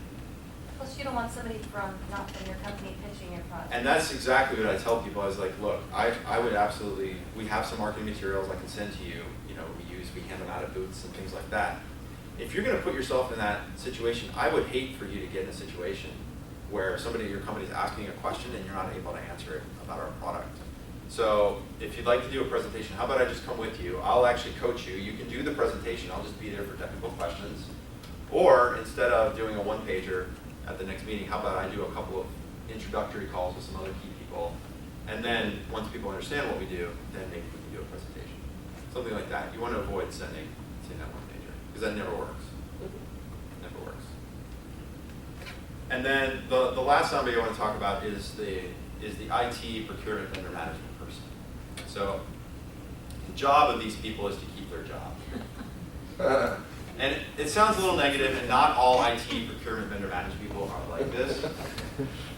The thing is, it's like, I'll put it bluntly, they hate you. Here's why they hate you. They hate you because you create work for them. They have their systems, and every time they work with a new company, that new company never has all the things that they need, and it causes problems. They hate you because, especially if you're a salesperson specifically, they just imagine that you drive like a 5 Series BMW, and that you work from home, and that you get your iPhone paid for. Meanwhile, they're worried about how many times their daughter is texting because they're going to go over the data plan. It's like they have all these visions of you as a salesperson, right? They're like, you get to do all these things, meanwhile I sit in a queue and I make $45,000 a year. So you're being nice to me, I get it, you're being nice to me right now, but I know you really don't care about me, and all you care about is getting this deal done. Now again, that's not everyone. It's just something you want to be cognizant about. You want to make their life easy. You want to make their life very simple. And just understand that their job, they are definitely a person that can make your life really hard, and they are also definitely the person that does not make the decision. They're not going to make the final decision. They might tell you, I'm on the procurement team, I'm on the vendor management team. Their job is to filter information and get it to the people that are responsible for budget, or the people that are responsible for installation, or configuration, or all these other things. Another phrase comes to mind, don't take a no from someone who can't give you a yes. I like that. Skip them. Yeah. Yeah, and if your first entry point with a company is procurement or vendor management, just be really careful. Because a lot of times those people will say, oh, I know exactly who makes decisions on that, send me the one-pager, and I'll forward it to them. If Jack is interested in your product, I will let you know. Like, no, it doesn't work that way. So be cordial, be nice, say, look, we're actually updating our marketing materials right now.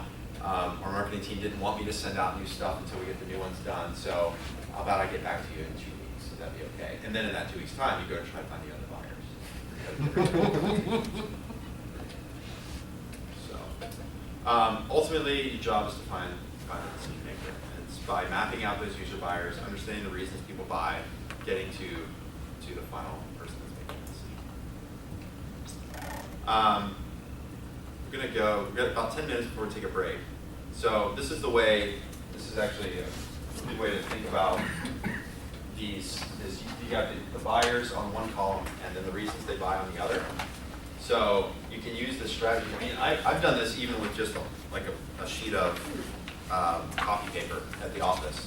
Like if I'm like headstrong in the middle of a sales opportunity, maybe it's early stage, I talked to a couple people and I'm really excited, or it's kind of later stage and I'm feeling like, God, they're chewing the cud, man. It's like been 6 months, they keep telling me they're gonna make a decision. This is a really good thing. Just sit down, write it out, and then just like fill it in. If you can't fill this in and understand really what the value prop is, and you don't even know who the buyers are, then that tells me I have a gap or a risk in my sales opportunity. And I've even, in our CRM, our customer relationship software, for every sales opportunity, I actually have a field that's required, and it's for 4 different buyers, the person's name. So like if I'm selling, like right now one of our sales opportunities is with USAA. It's like a big USA bank or whatever. And right now, I've talked to 2 people at that company. It's huge. I've only talked to 2 people. I don't even know if either of those 2 people are any of these 4. All I know is I've had really good, positive conversations. And I'm still trying to, I've got another conversation with them scheduled for next week. And one of my goals for that conversation next week is to ask them, like, okay, help me understand who else is involved with this decision, how do these things get transitioned, all these things. Whose budget would this fall under? So that I can start filling out these other buyer types and then start to understand what the real value prop is for each of those buyers.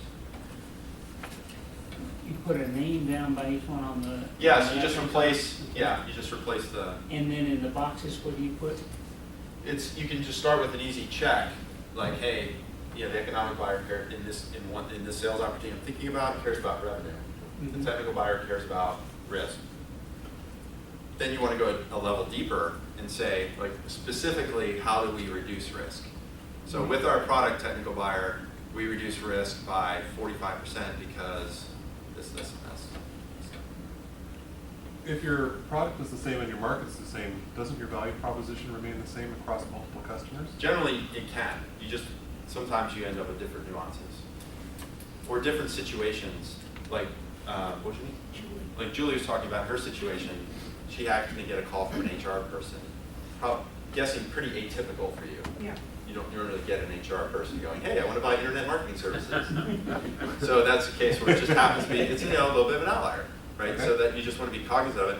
Because if the approach from Julie was, somebody calls and goes, you know what?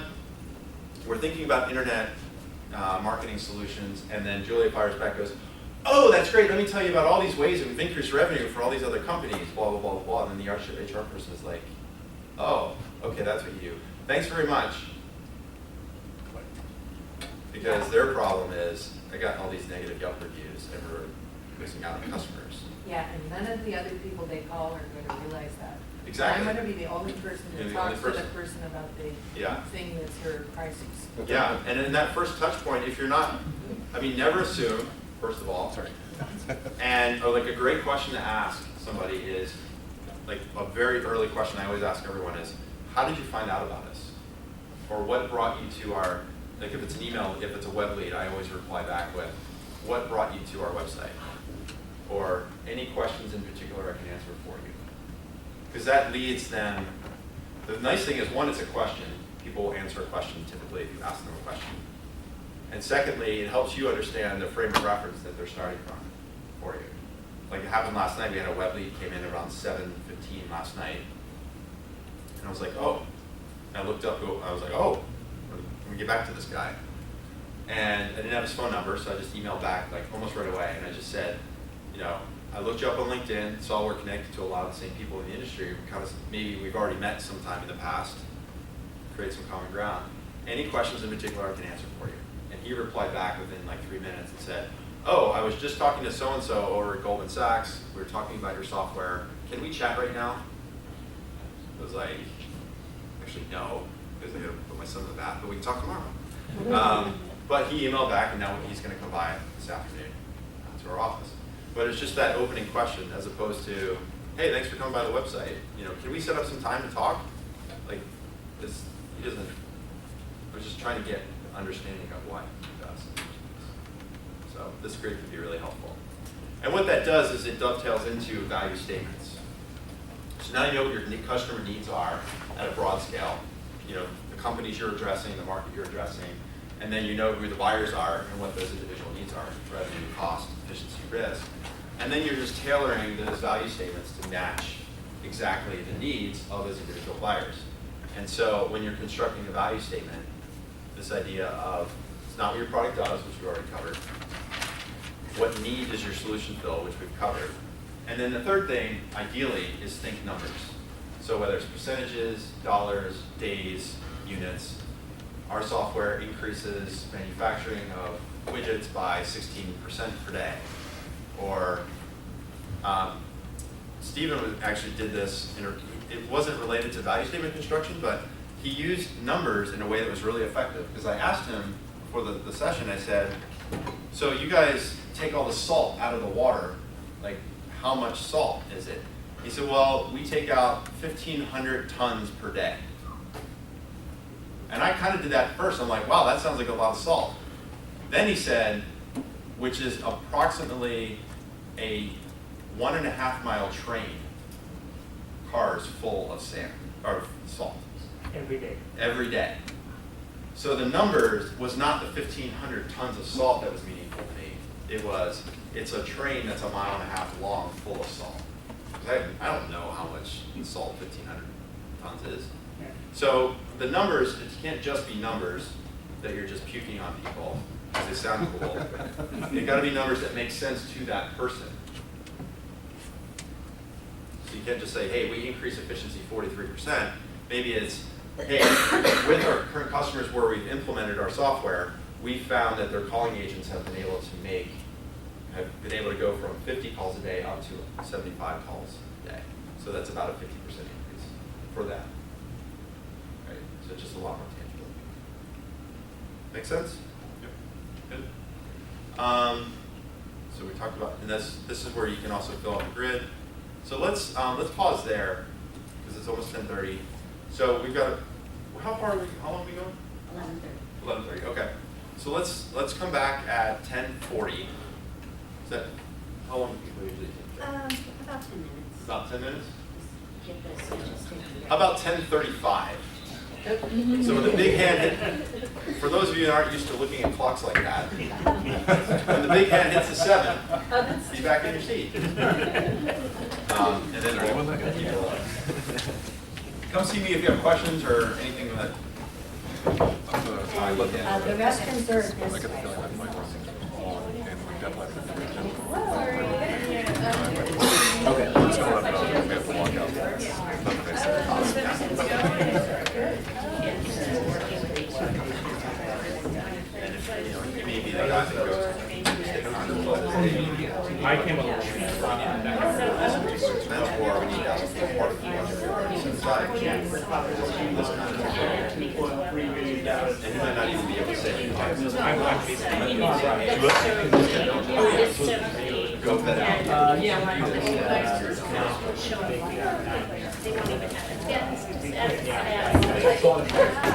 So I was just curious, I'm so curious. Yeah, I can't remember. Makes sense. It was on the post office wall. Oh, yeah, write that down and then I'll take one. I'm an intern with SARTA. Oh, because I was thinking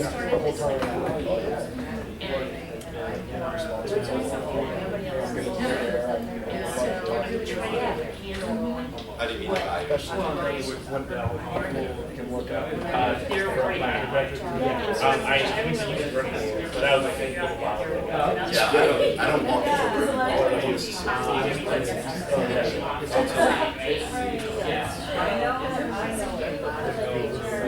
Environmental. There's one just outside. I work in rice companies in the Sacramento Valley, and I know SARTA here. So that was good. So I think I'm like a business student as well. Okay. And then, well, yeah. No, for the, it's not. No, it's fun. Yeah, You yeah, got HR and. And what are you? I live in Davis and I work in San When I was at UC Berkeley, I got an NSF grant to study nitrogen cycle back to forest in Michigan. So I wrote my senior thesis undergrad about that work, and then I actually went on and got a master's degree at Brown University. Oh, okay. And there I got some funding to go to Brazil, like interview farmers in Brazil about their conservation efforts, how they manage natural resources of their properties or property like rent and other land owners for agriculture, and then I got another set of money for funding source of doing the same sort of questions. And compare those two populations in Iowa and Brazil, and this was sort of before the bubble burst. So ethanol was still sort of is fuel to be considered. I think it still is. It's a little bit different now. Well, I heard ethanol. Well, that would make it wrong. Well, like I did more of the sociology, but there are like issues with the energetics. It takes so much energy to get the inputs to create like a field of corn in Iowa, and you get so much energy out when you have to take the corn and convert it to distilleries.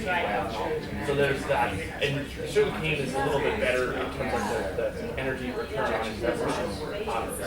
And then there are other issues of like if you grow more corn, one might grow less. Iowa grows more corn, then they might grow less soybeans. How's it going? And then someone You guys have a CRM got that I'm reading. It's always most part Brazil, but maybe Brazil would do more pre-existing ecosystem for more soybeans. So like there's a global effect on like And so increased income for biofuel production and increases A lot of persons work well, like the it seems like the volume somewhere. Yeah. Maybe it's independent. I think that there's energy.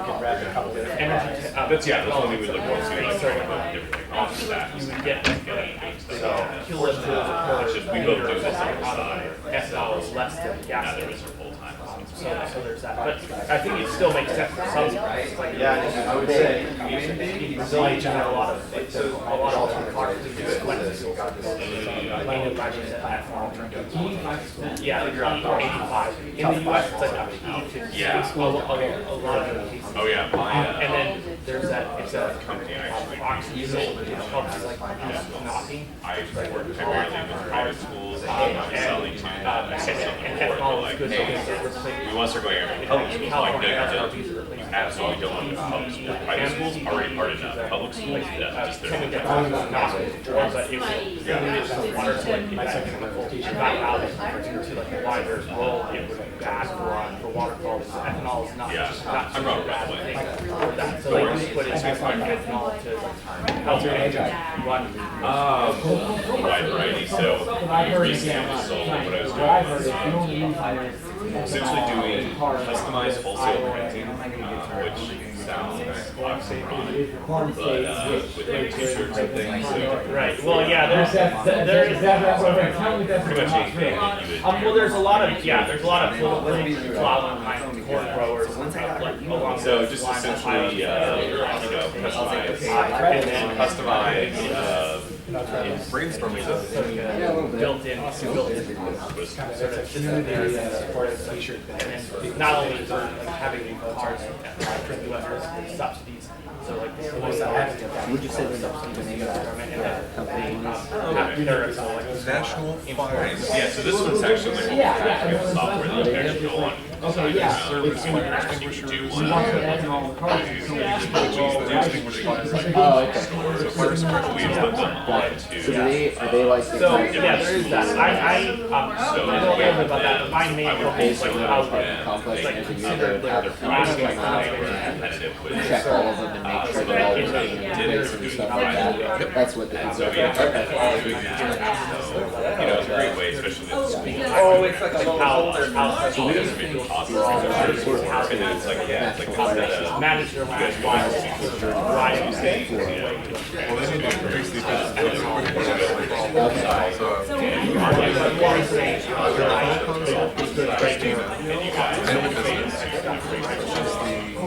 So, she's very good. It's good. I And the sit down. had the idea for it and tap Put in that such a word. I think it's more niche now. And that I probably don't one think of the next things just to get. I do know, like, there's a lot of shutter. Oh, well, it's just like what I was supposed to say on right now. You guess it. Look at that bottom line, like, boy, really cool. Build out of improvements. But the problem is, they basically remote desktop, they're paying something to remote desktop. That's right, people use QuickBooks. Log into remote desktop. But once if you got a computer every time you click, you have to QuickBooks, you have to click like a million times for anything. Yeah, so that's the problem. So why do they have it set up like that? He told me it was, this was added on to a CRM or sales tool or something. And so they signed up for the sales tool. It was on this. And this QuickBooks was on the same platform. So they went ahead and moved QuickBooks up there. I don't know how long they've been suffering from it wasn't terrible. Yeah. It's just like two words. I think that there is something to that. I don't know. I don't really follow like that.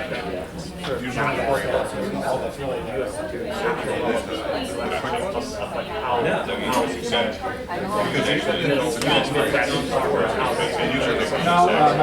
at that. I think that they are getting more. I think it's finding the right stuff. Have a lot more maybe not.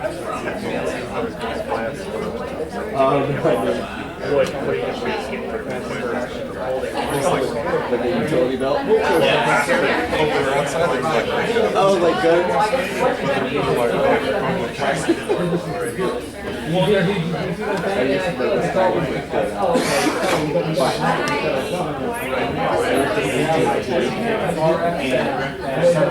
Yeah, well, I guess what it was started working trying to get food processing.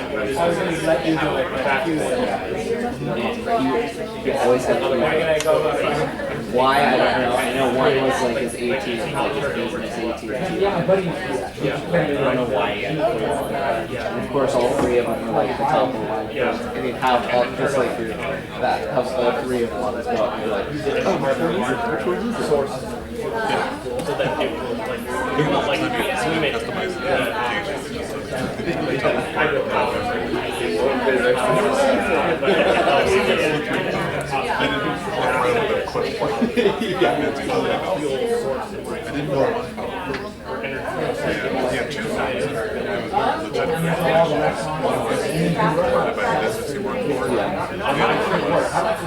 I don't know the exact numbers, but I'm still running this project, getting restaurants. I don't know the exact number. Hey, thank you for coming back.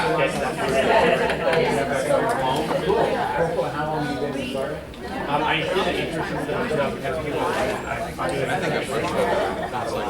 And then I worked for Okay, you had your chance to escape. Blew it. Yeah. Anyway. Oh, no. That's what Robert's here Yeah. for. Fell down on the job. So oftentimes I'm asked about, we've got the canvas, and you can see we've spent about an hour plus just on the first three, customer needs, buyer types, value statements. So the reason I spend so much time on that is that if the first part of your message and the way that you're connecting with customers is wrong, the rest, you don't get to the rest, right? So, we may or may not get to all 9 of these today. It doesn't matter if we do or we don't. In that, I think you're going to get a lot of value out of the front half of the sales canvas. And then secondly, more importantly, Robert and I have built an entire online course that goes through the sales canvas, where it's me lecturing, doing these talks, doing a lot of what we're doing here. There's actually 2 versions of the course. One is free, and the other one is $79. So just so you know, the free course is still really good. It's not like it's not like free to upgrade you. It's like really good. And the $79 one is also like really, really good, which is why it's $79. So I just mentioned that so that if you walk out of here and you go, oh man, we can get through everything, it's okay, because there's plenty of other resources out there where you can start filling in the gaps. And how do we find the question? I'll tell you about that later. Yeah. So so we talked about customer needs, buyer types, value statements. The next thing I want to talk about is the objections, competitors, and status quo. So, once you understand your customer needs, you have identified your buyers, you're getting into these conversations about the value that you're bringing, eventually you're going to start getting questions from people. Okay, this sounds really good, but, or I don't know, this sounds like it could work for us, but we have to do all these other changes. So, or we're already using this other software right now that's pretty good, or we're evaluating other competitors alongside yours. Tell me how yours is different than other people. So that's what we're talking about here with objections, competitors, and status quo. And so the status quo in particular, for a lot of you, because you're new companies, new products, new ideas, this idea that status quo is the biggest competitor for you. Very, very rarely in my sales career, because I've always sold newer software products, I've almost never lost a head-up competition. In a very formal sense, there's often you'll hear about RFPs, requests for proposals.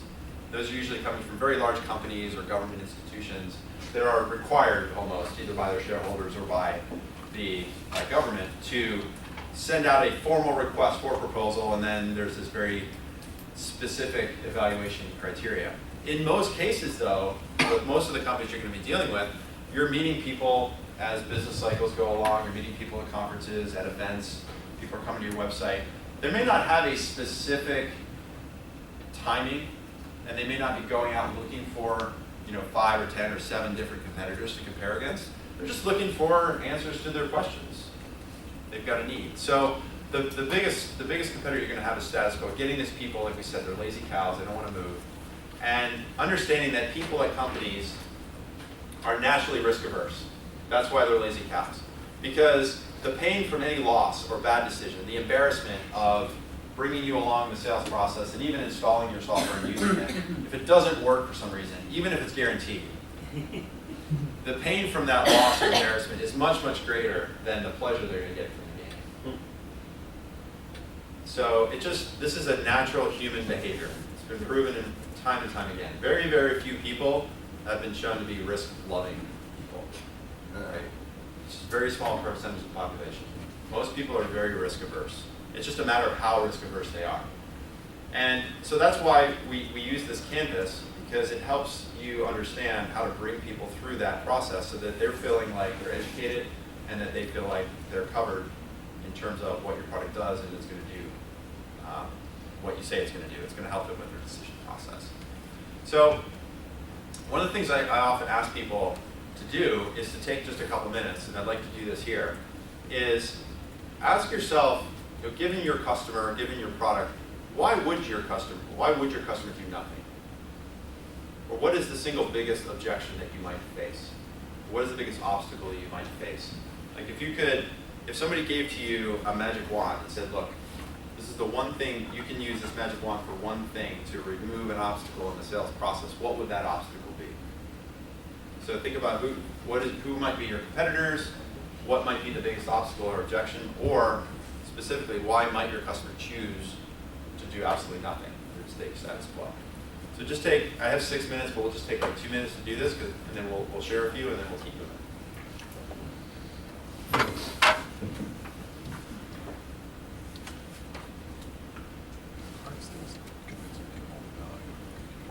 Yeah.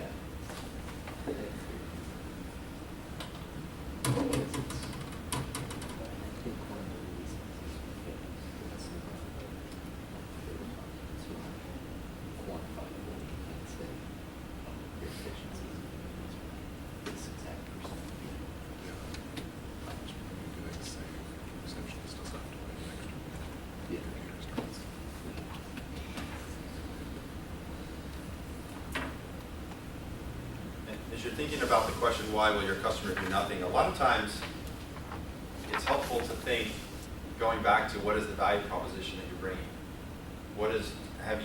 Does the customer really understand what is the value that you're bringing? And maybe that's the obstacle, it's just better education.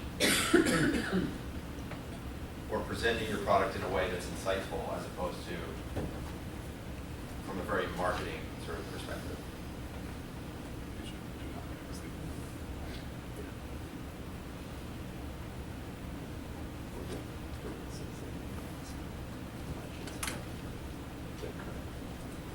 And from a competition standpoint, a lot of times, it may not be a head up, like, hey, there's 4 other software companies doing what we do, or there's 2 other hardware companies that do what we do.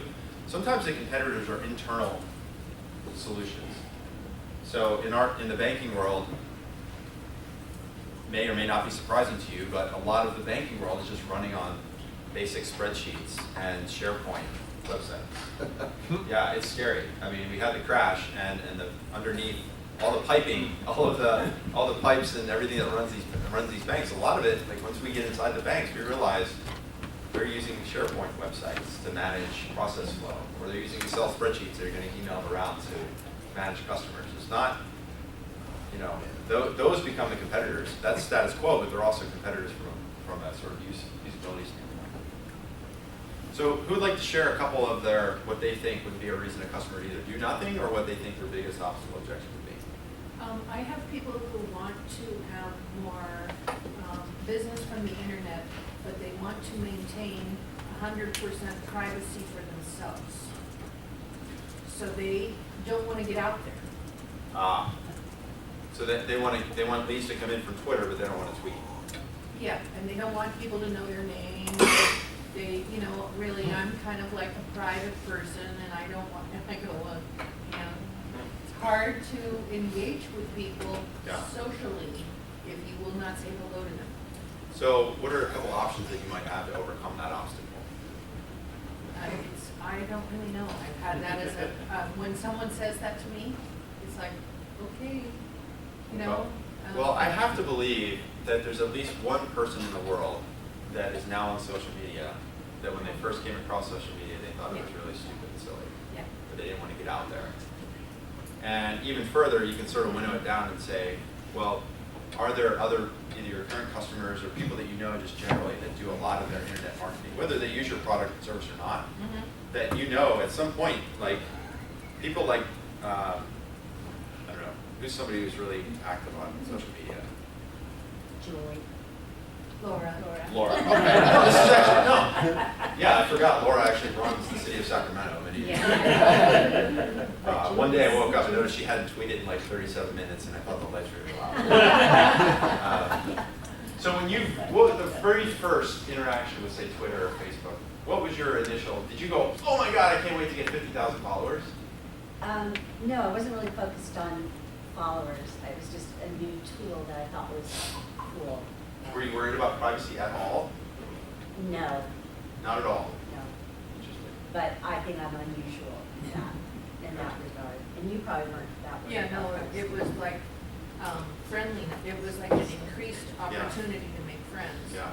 That people don't see it as that. So what I would say is this is where, like, having some case studies or testimonials, and again, they don't even have to be people that use your service. If you can just say, hey, I know that such and such company or this person used to be really scared about privacy, then they started using social media and their company really increased, now they have 50,000 followers and they get half their business from. Maybe social some media. people Just, like- it's like social proof is Yeah. what you're looking for.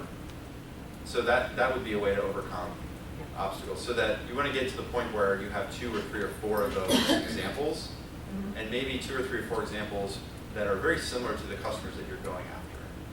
You know, like maybe there's some doctor office somewhere that uses Twitter really, really well, and they end up booking a lot of dentist appointments over Twitter.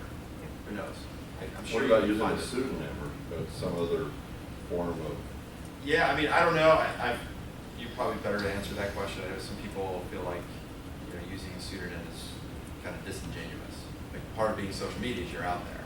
You Right? could be your company and not yourself, but your company should have its Yeah. own brand and image. Yeah. I mean, there's a lot of good company CEOs. The guy who runs the CEO for T-Mobile, anybody ever followed him? I forget his name. The guy who's the CEO of T-Mobile, he's like super active on Twitter.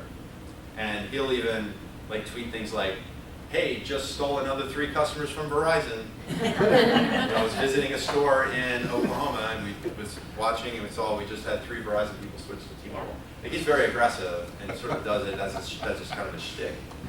He did. I'm sure he didn't his first tweet. If you go back to his first tweets, I'm sure that's not what his first tweets are. Yeah. So even a guy like that, you know, he's very public because he's the CEO of a publicly traded company. I'm sure he had some reservations at first. So I would just go find, and even if you can even videotape some people. Marco was just showing me some video stuff that he did that was really outstanding to represent his company. Like if you go find a couple people, just regular people like us in this room, and say, hey, you know, ask that question. Hey, were you ever worried about privacy? Yes. Tell me how you overcame that. And just share that with people. That'd be a good way to overcome that. Don't do anything bad, and then you don't have to care. Be nice to people, Be nice, yeah. Scott, is this your list? Yeah. Wouldn't you think too, what's coming up for me is that when you think about barriers in this type of environment, lots of people has to do with their personality. I mean, the reason that you 2 are out there is because you're outgoing people.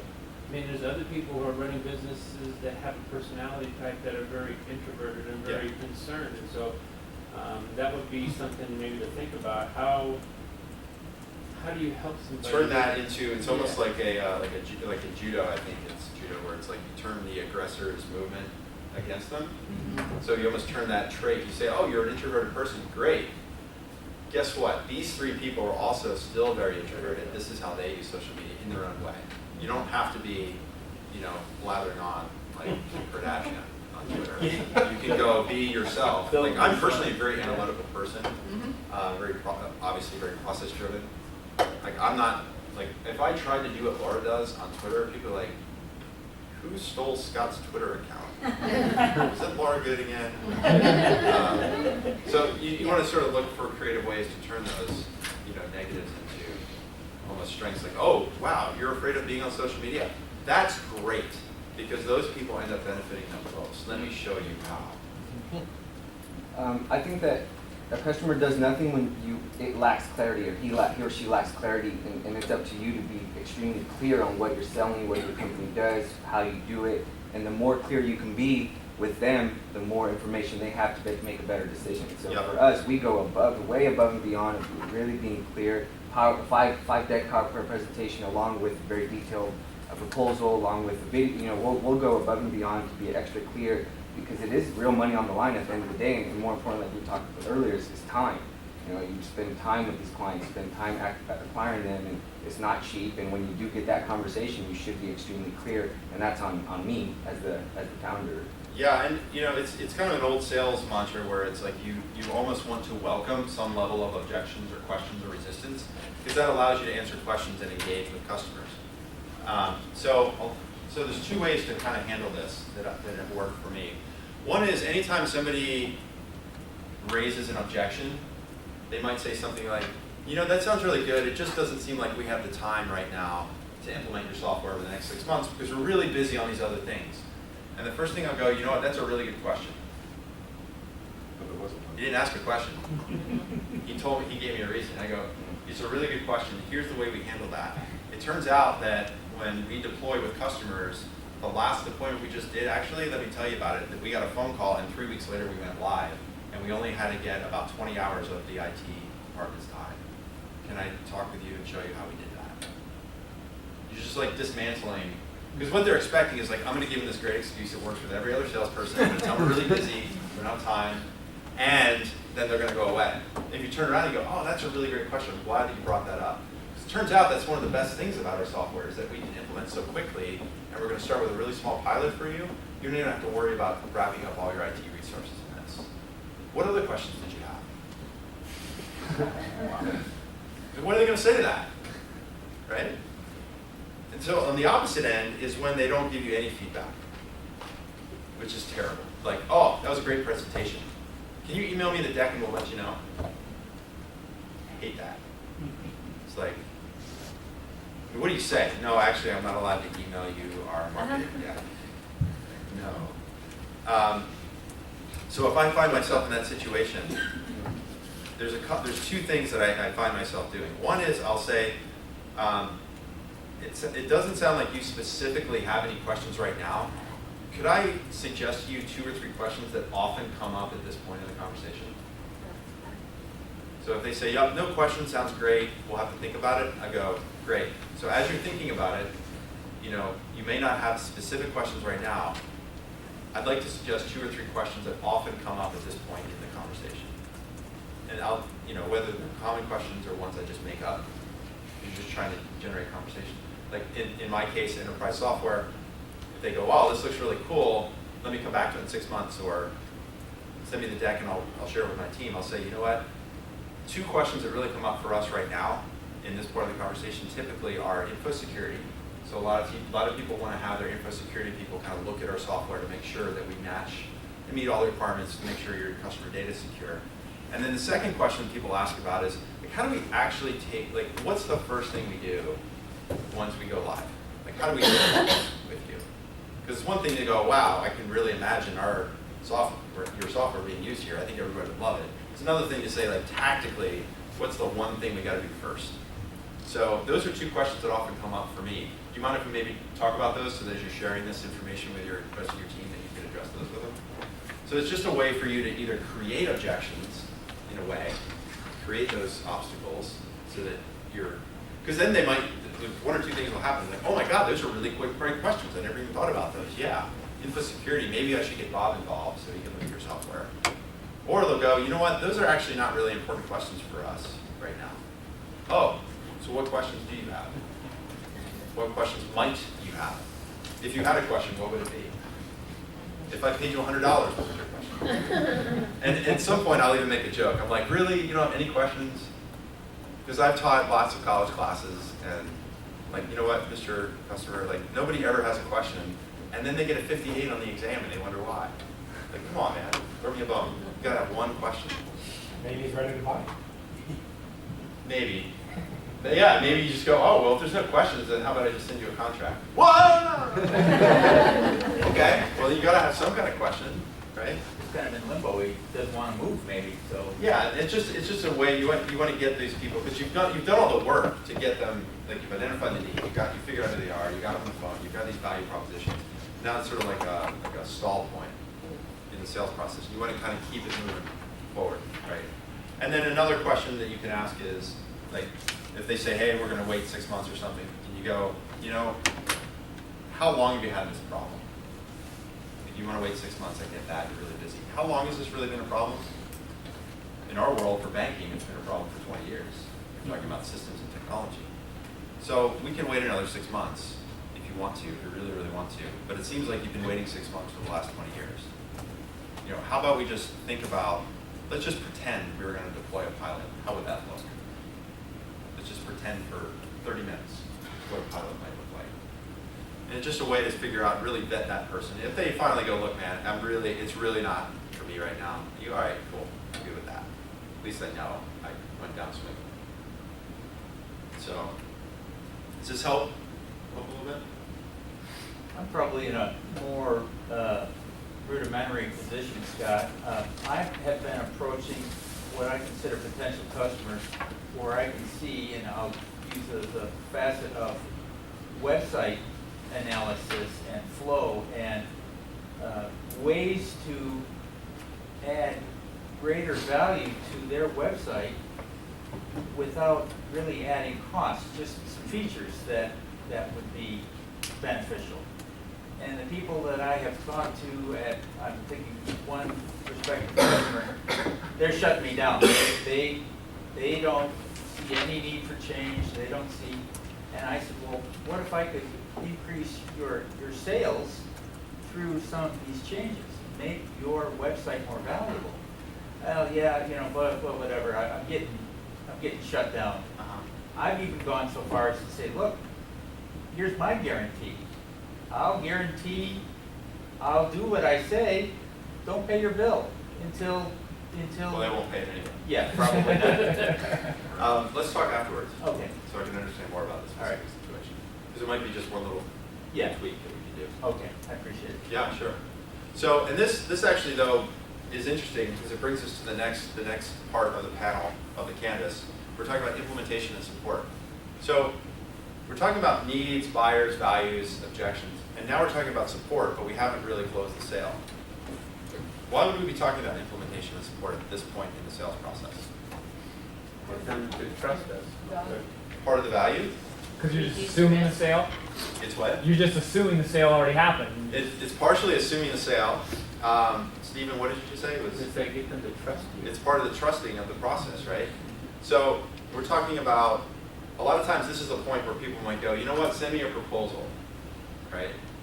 So if you hear send a proposal, then you need to figure out like, okay, what are your questions really? And secondly, you say, you know what, we don't really do a proposal in the formal sense. What we like to do with our customers is build a work plan. And the work plan goes through specifically, obviously the product that you're going to be buying from us, and then all of the implementation pieces that are going to be required in order for you to be successful. And then we can create the value, then we're going to know what the value metric is, and then from there we can figure out how to price this thing for you guys based on number of users or throughput or units that you're buying or whatever. So when people say, hey, send me a proposal, I usually go back and say, let's together build a work plan. Because this is going to include all of what are known as changeovers. It's another organizational behavior term, this idea of changeovers. So as an example, in the software world, there's kind of like three fundamental ways that you can change from an old system to a new system, from old to a new. And it's not even software, but it's any real system. So there's phased, which means that we're going to do it kind of gradually over 3 months or 6 months. It could be that, you know, in my world, it could be there's 50 calling agents using our software. Each week, we're going to bring on 10 more. So each week for 5 weeks, 10 are going to start using our software and stop using the old software. Then the next week, the next 10, and the next 10, the next 10. We're doing that actually this week with an implementation where it's day to day. So they have this old system they're using, and we're just taking a sliver of their agents, and every day we're implementing our software, training them 10 at a time. Then we're getting them to delete this old Excel spreadsheet that they use. Like we're literally watching them delete it off their hard drive. I'm like, yes. First they print it. What's that? First they print it. All the formulas. So thinking about, you know, that's a phase way. Parallel means that you have your system running and the old system running over a period of time, and you're doing all your training, and then at some point you say, okay, the users actually like using the new system better, so they're going to stop using the old. And you kind of put some timeline on it. Maybe it's a week, maybe it's 3 months. Depends on how sophisticated your new system is. And then the third is what's called Big Bang, which is like on, you know, Wednesday, March 18th, we are switching over from old to new. And so just talking, like bringing this up with the customer and say, hey, as part of the work plan, when you've purchased other software, how have you typically done your changeovers? Are they phased? Are they parallel? Big Bang? Do you have a preference? How many users are there going to be so we know how many training allocation, like how many resources we're going to need for training for how long? Like if you want to do phased implementation over a week, that's great. We'll just fly somebody down and every day they'll work with the new users. If you want to do phased implementation over 3 months, we got to figure out how we're going to be able to support that, because I can't afford to fly back and forth to Dallas every single week for 3 months unless you're willing to pay for it. And maybe it's an opportunity to throw some professional fees on top, because now they're taking you away from the opportunities of other new clients, right? So just getting that and talking very candidly with people about that. And they're like, oh wow, that's a really good point. We haven't really talked about that yet. So changeovers, this implementation plan is one area of that. The other way to think about it this can be really effective from a selling standpoint where you don't have guarantees or you don't have that long history, is to tell somebody, hey, this is what's going to happen, right? When you buy our software, this is how we like to work with customers. So in the first minute that you tell me that we're getting started, this is what we're going to do. So maybe the first minute is, I send back the countersigned contract and we notify your info security people that we're scheduling to go live with the new software in 3 months. That's the very first thing we have to do together. Then in the next hour, what are we going to do? And then in the next day, maybe by the end of the next day, we have to have all the logins set up. And maybe by the end of the first week, we're going to make sure we have training started. And by the end of the first month, we're going to have all of your new users trained. And by the end of the first quarter, end of the first 3 months, we're going to have an audit of usage to make sure that all of your users are actually using the software the way that you want them to be using it. And then I can report back to you that this has been successful. Or for some reason, you're not getting the usage that you want, or you're not getting the results. We promised you 35% increase in revenue or efficiency or whatever, and you're not getting that 35%. I want to know about it as soon as possible so we can fix it. And then at the end of the year, then what do we do to make sure that you continue being a customer? Is it retraining new people? Is it identifying new opportunities to deploy our software in other business units? Is it improving the software? And so if you come to a place with your customer and say, look, when we work with customers, these are all the things we do from the moment you say go. It's pretty good. I mean, it's not a guarantee, but at least they know that you're thinking about a lot more and that you've built out the structure and the framework and the support that you need to make sure that they are successful. So I can imagine, Marco, like you've got these, you're selling these apps to, what's the target? How do you describe your target market? We call them fitness sensations. Fitness sensations. So people that have like a large follower. A very large following on social media will build an app for you. So if you're a fitness guru of some kind, yes, CrossFit junkie, or and you have over 1 million people in your social media network. Right. Wow. That's the minimum. So it's one thing for him to go, hey, here's how your cool little mobile app is going to look, and it's going to be awesome. And once you get it going, you're going to have all these followers, and you can do all these other things. It's another thing to say, hey, once you say go, this is my team of engineers. Let me show you. Let me introduce you to them right now. This is all the things that they're going to do the first minute, the first hour, the first day, the first week, the first month. This is how we're going to make sure that you're successful. Now somebody goes, wow, okay, these guys get it. They're a new company, but they understand my needs from a process standpoint. And then, as Brian mentioned at the very beginning of this section, it's almost assuming the sale a little bit. It's a good test. You're like, oh, okay, yeah, this sounds okay, yeah. So what exactly do we need to do to get started? Okay, well, we need to do this thing next. So that's what I call the kind of what happens next framework. And then separately, you want to talk about what the support costs are going to be. Like if you have a hardware product or physical product, you have to talk about things like what's the return of any defective goods? Who pays for shipping? If something goes wrong, do you fly somebody out and it's a technician that works for you? Or are you contracting with somebody that's going to take care of that support? If it's software, is your support available 24/7? Is it 24/7 via chat, via email, via phone, yes or no? What are all those different levels? Because you might think that, hey, we've got this wonderful support network. You send us an email, we'll guarantee to get back to you in 48 hours. And they're like, actually, our requirements for all vendors is that in support cases, you have to reply back within 4 hours and have the issue resolved within 8 hours. And you're like, oh, got it. Well, if you need me to support you in that way, I need to staff up or need to come up with ways that maybe you can partially support our product with your staff and then we partially support with our staff. Like talking through all these things, that's when you're getting like a real partnership with people. Because you're integrating yourself into you're folding yourself into that business to the point where they can't even tell that you're a vendor. Now you're on their side of the table, figuring out how you're going to implement this really great software that's going to make them look really, really good. So would you have this conversation about like implementation? Like, is that on the first call? Not the first call, unless it's somebody who's seems like they're either really skittish about us being a relatively new company, or they've asked the question specifically like, okay, so, and I had this week, he's like, okay, so like, how exactly do you work with companies? Like, how do you go live? And so I didn't have like a specific plan for that company, but I said, well, we're going live right now with 2 other customers, and the live date is June 1. So working backward from June 1 to early March, these are the things that we're doing over the course of time. So right now, this week, in fact, today, our product manager is on site at that customer, talking through what's the next release in our product roadmap to make sure we hit June 1. And then by April, we should have done these things for that customer. Just sort of give them a sense that we're thinking about that as sort of a, in our case, it's kind of a phased rollout over a 3-month period. So I'll definitely talk about it, and if I can't answer specifically, then I'll say that's like a separate conversation that I would love to have with you, is to figure out what would work for you. Because, for example, in the support case, if we think 48 hours is really quick, but you need 4 hours, we need to talk about this. Does that answer your question? Make sense? Good? Yes? We move on.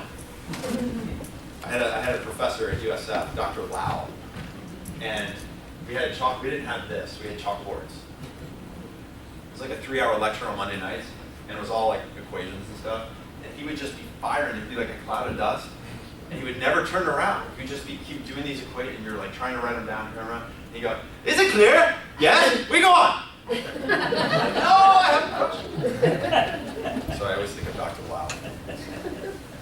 He's awesome. He has a big cloud of spit on his. Yeah, it was kind of gross. TMI, Scott. So, that's why I never sat in that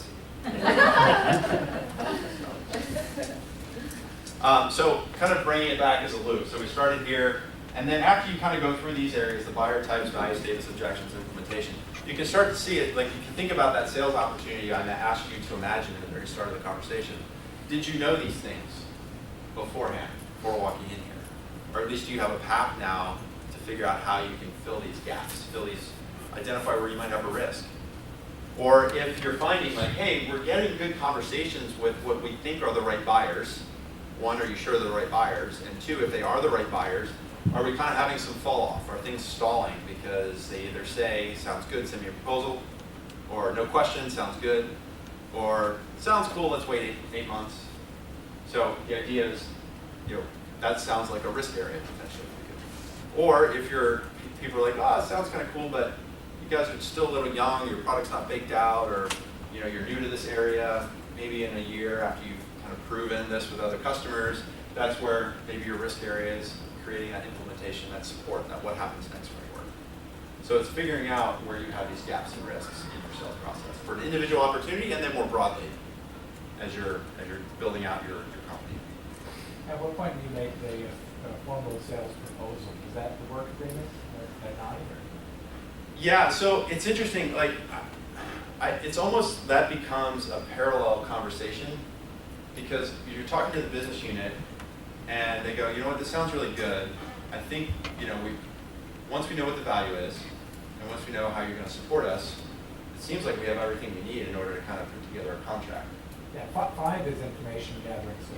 Yeah, so on this side, you're all just really focusing on the customer needs and getting to the point where you could actually make sure that a contract would make sense. So after 5, you might be ready. Yeah, exactly. Because and that's the case where this guy was asking me price, and my response was like, I only know about 5% of what I need to know in order to tell you price, because there's all these things we haven't talked about yet.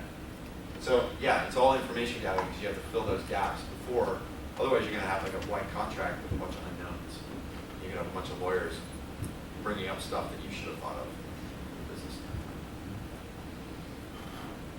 So the other side of the sales canvas is more about like the process. So the one hand we're talking about customers and needs and support and trust. The other side is talking about process.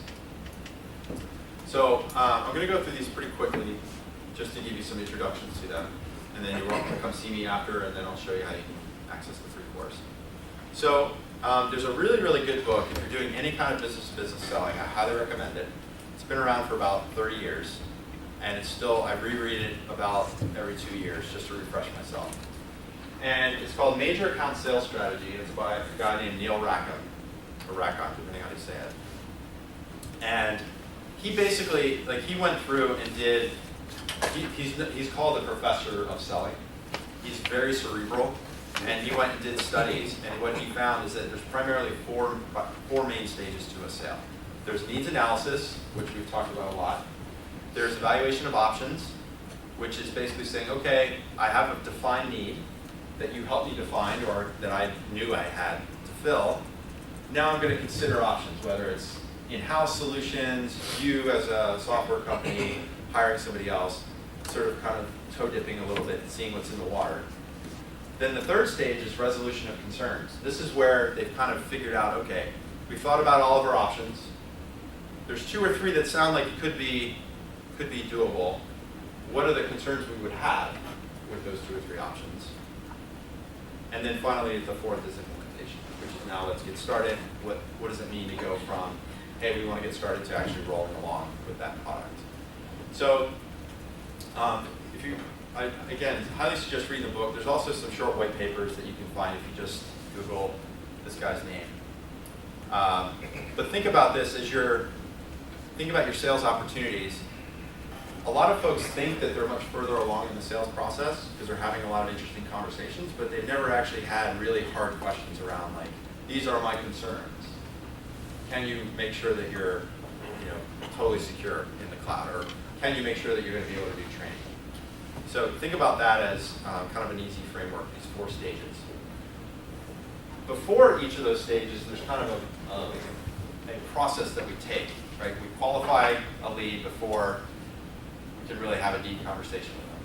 Then we have kind of a deep conversation, and then typically we'll do like a short demo. Because they go, oh, okay, you've identified this need, it sounds like you have this cool idea, this cool product, can I see it?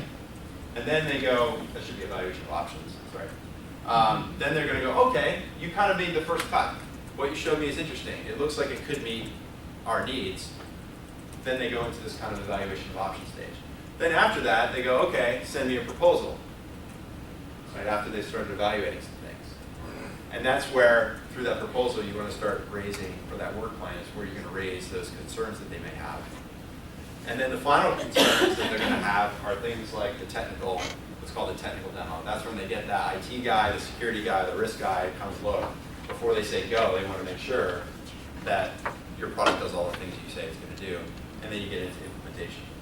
So when I say stages and stalls, what I mean is that these kind of preceding steps before the next stages are where deals tend to kind of fall off. So either you don't find the right needs, you're not matching your product to that customer or buyer needs, and so you actually don't even really get them in the sales process in the first place. So that's where a deal can stall before it even starts. Where you kind of like, okay, I get that you guys identified my need, and so let's see a demo, and then they see the demo and they go, oh, that looks really cool, let me talk about it with the team and I'll get back to you. And that's if you let them do that, your deal is going to stall. That's where you want to wrestle control back and do all the things that we've talked about. An implementation plan, raising objections and concerns. Then you send over, then they go, okay, send me a proposal. And then you're kind of dead because then you send a proposal. So that's where doing a work plan, so it's a team activity. And then they get through to the final demo, and for some reason, the technical guy is like, you know what? Doesn't do this thing we need it to do, not secure, not a sound platform, blah, blah, blah. So as you're evaluating, as you become more mature in figuring out your pipelines, these are just some things to think about in terms of, these are the main stages that you want to make sure that you're moving customers through, and these are kind of the places where they can stall. And using the sales canvas will help you avoid those stalls. Make sense? Metrics and milestones. What do we mean by metrics and milestones? How are these different than stages of the sale? They're measurements. What do you mean by that? In my business, which is direct marketing and lead qualification or audience acquisition, whatever, we can say what we expect to accomplish within a given period of time. We'll be given list size, or we'll be given whatever. We'll say, in a month we expect to go through this many calls, this many completed scripts, this many leads, this many future opportunities, this many people signing in. So you're establishing what you're going to do for them within, and what your goals are, and milestones, and where you want to be by what time. And it helps sell. It tells them what they're going to get. Yeah, it's interesting. So I was thinking of key metrics and milestones in a different way. What you described is really important and part of what I might consider part of implementation and support. Because these are like, okay, as we get rolling, these are how we're going to make sure we're being successful. I'm thinking in terms of specifically in the sales process, how do you create metrics and milestones to know that you're making progress? So with your customer, or whether your customer knows or not, how do you know that you're actually making progress through those stages of the sale? So a good question to ask is, who's in control of the next step?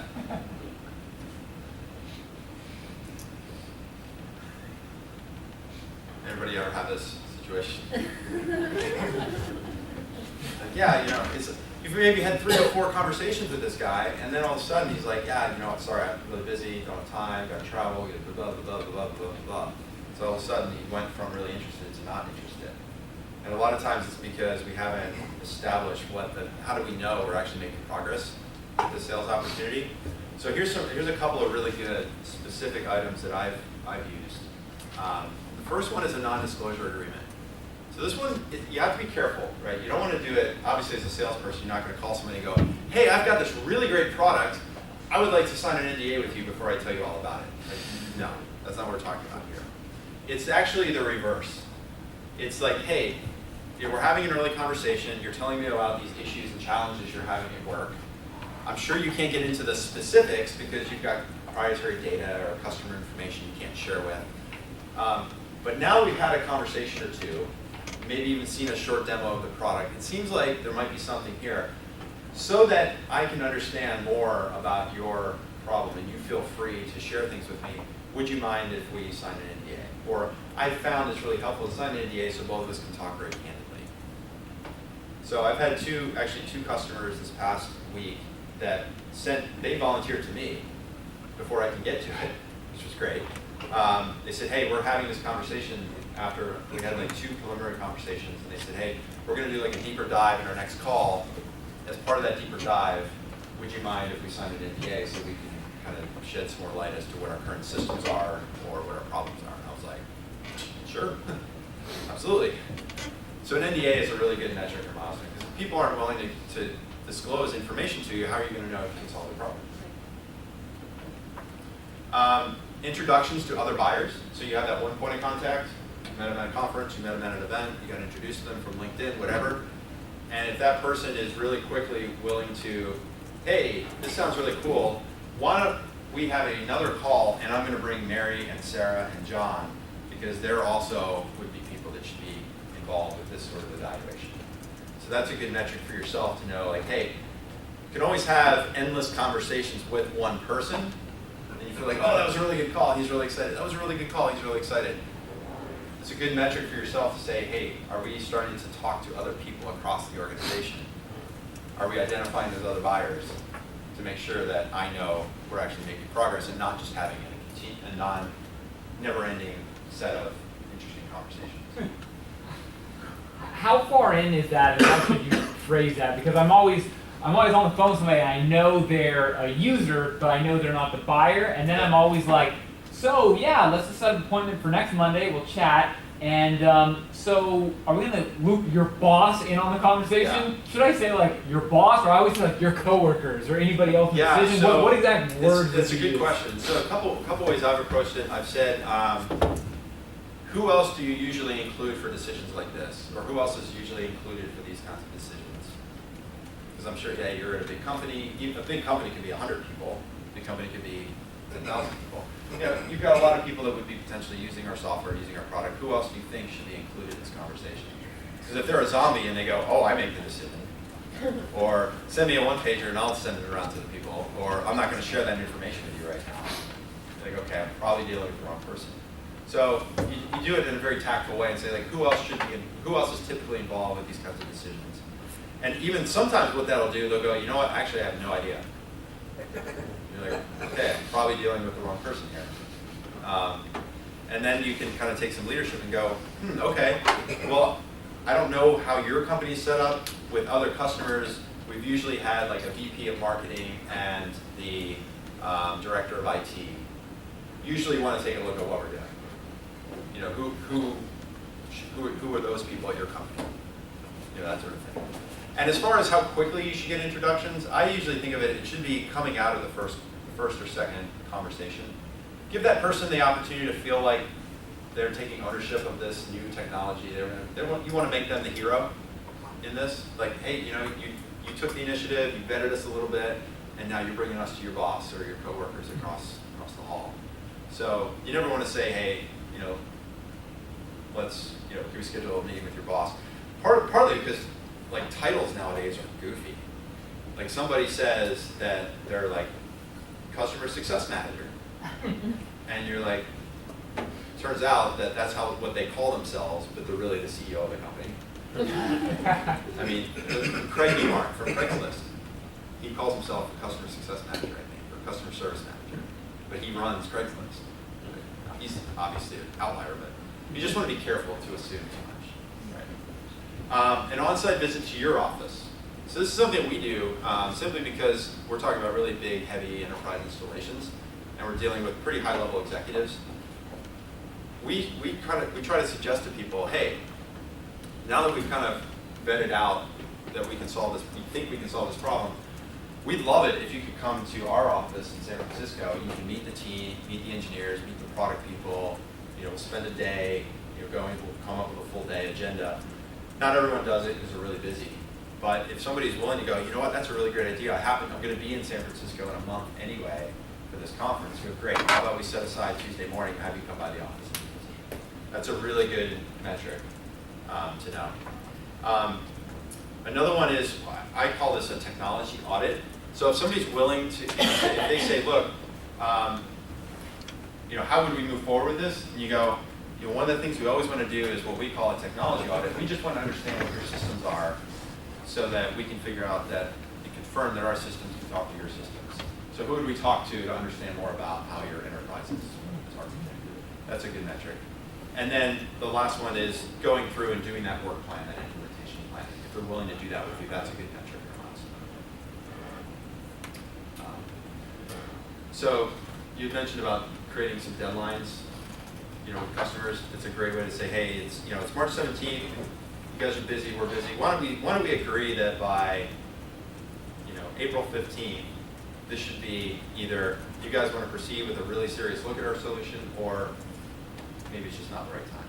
So it doesn't matter if the deadline's artificial, just create them.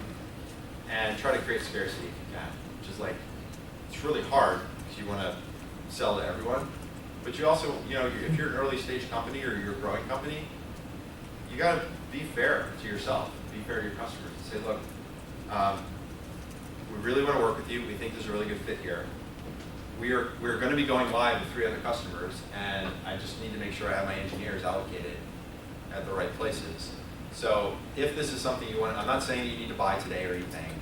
If this is something you think you want to move forward with, we should probably take some action now, because in 3 months' time, I've already have contracts to go live with these other customers. So, all right, so that's as far as we got. We didn't get to sales map and work economics. We're coming up to the bottom of the hour. On the work economics thing, we talked about this a little bit. Michael asked, like, when do you actually get into that contract phase? Remember, you're going to talk about price after you've established value, as he articulated. It's a really great way to think about it. And you want to remember to avoid the zombie, right? Person that asks price in the conversation. And a good strategy for these work agreements is running a pilot, like we talked about. So instead of trying to come to this big, huge master services agreement that has to go through everybody's legal department, see how quickly you can spin up some kind of pilot. Whether that means sitting on site with somebody for 2 hours for the first week, or on the benefits side, I'm not sure how you do that. Maybe it's you got to figure that out. But and these are some questions that you might want to ask people. Make sure you're covering how many, if it's software, how many seat licenses. Good question to ask is like, what's your billing cycle, right? Like some companies are notorious for being late pays. Other companies want to pay monthly. Some want to do direct deposit. Some refuse to do direct deposit. These are just some good questions to think about.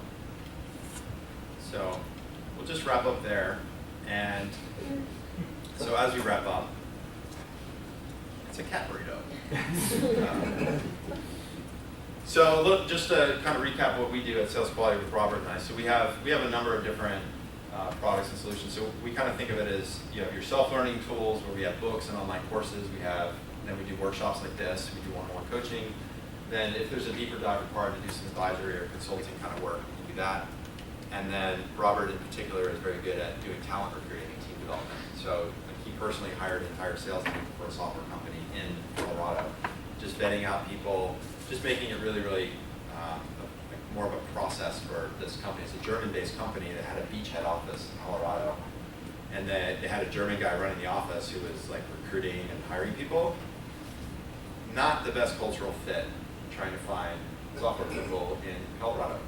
So instead, you got the guy from Silicon Valley, like, oh yeah, this is the company, and sort of like a good face for this German guy. So we can do that sort of work too.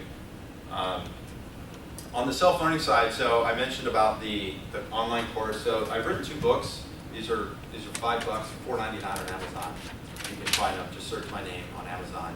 And the online course is on Udemy. Has anybody used Udemy before? It's just an online learning platform. Makes it really convenient for us to share content. And so there's 2 classes there, 2 courses there, both called Startup Selling, Sell More Stuff. One is free, which you'll see. The second one is the $79 one, but if you use this coupon code, it's only $39. So SARTA 2015. And if you shared your email address, I'm going to send these slides out to you as well, so you have all this information. So these are kind of the self-learning, self-paced stuff if you want just more of this on your own time. There's also on SlideShare, I've got tons of these kinds of presentations that I've done with other people. You can download the slides, they're all public. So you can go to slideshare.net/SalesQualia.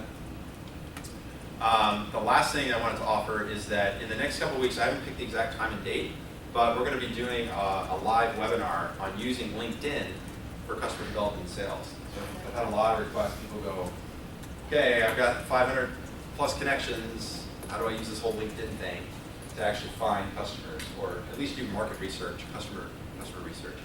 So I've done a workshop on this, a live workshop, so we're going to condense it down to a free webinar. So I'll notify you when that's coming. If you share your email with us, then I'll let you know when that's coming. It'll be in the next couple of weeks. But I thought that might be interesting for you to know about. And this is how you can connect with us. So I'm Scott Sambucci. That's Robert Wharton. The very last thing I'll ask you to do before you leave is do a very, very short survey. Does anybody have a computer? If you have a computer with you, great. You can do it right now. If not, I'll send you the link, and it literally will take you like 3 minutes. We do this after every workshop. It's super helpful for us to continue to improve so that we can come back and do more stuff like this with Laura and her team. So that's it. Thank you very much. Anything? Robert, No, I think you did an excellent job, Scott. Please fill out the survey. Thank you, Scott. Yeah, I'll hang around for a little while. Thank you. Thank you. You did not ask me. How do I get to the survey So the survey, just go to that URL. So it's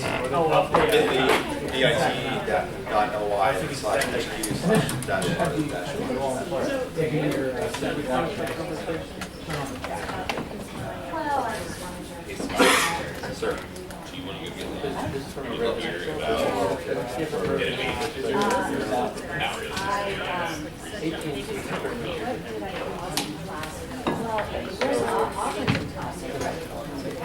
innovation? Not Because that was one of the things that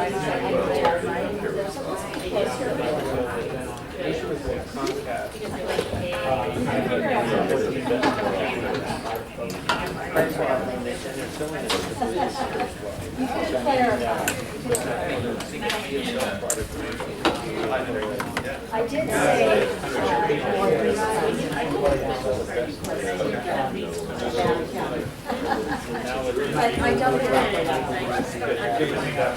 I'm sorry. I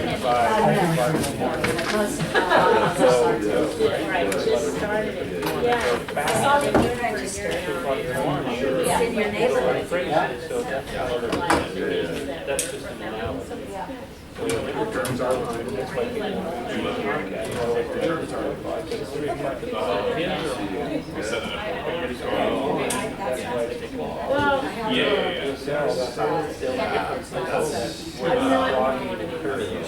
Okay. always try to avoid that.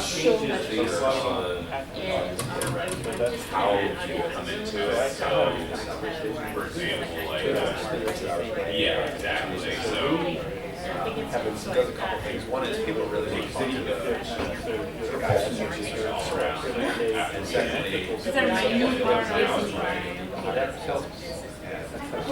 salespeople, very few salespeople are just going, say, oh, you got to go to they want to know that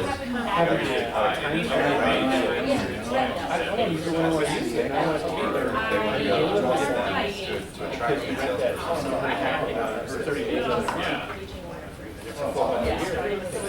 feel that this aspect.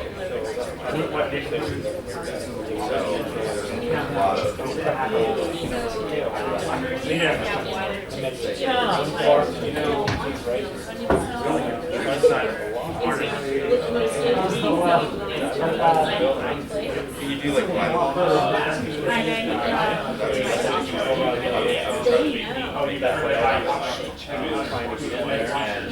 No.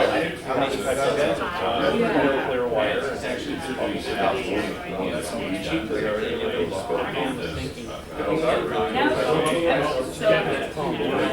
really focus on that person.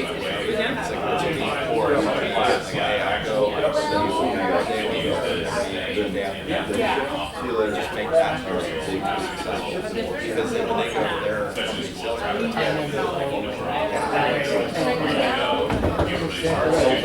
the other thousands of agents are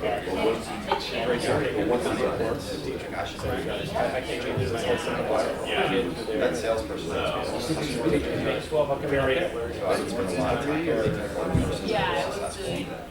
See, they don't know what they don't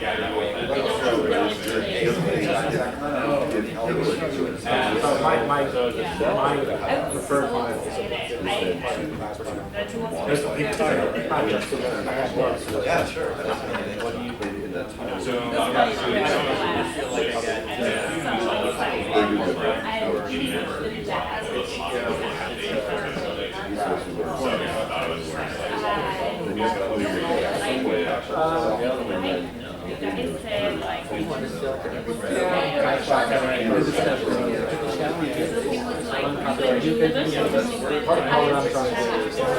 I'm trying to find a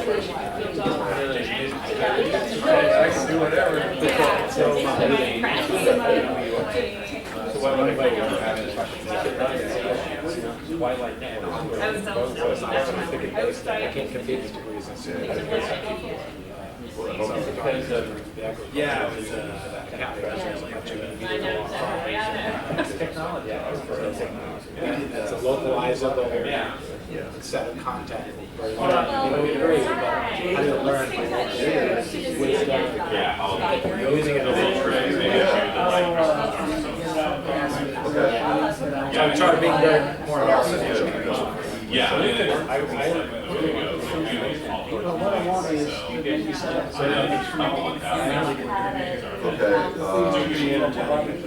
Okay, anytime or I don't know, I would write.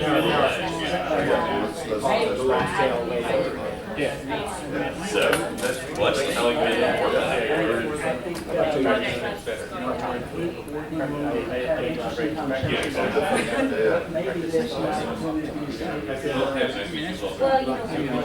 Okay, sounds good, thanks.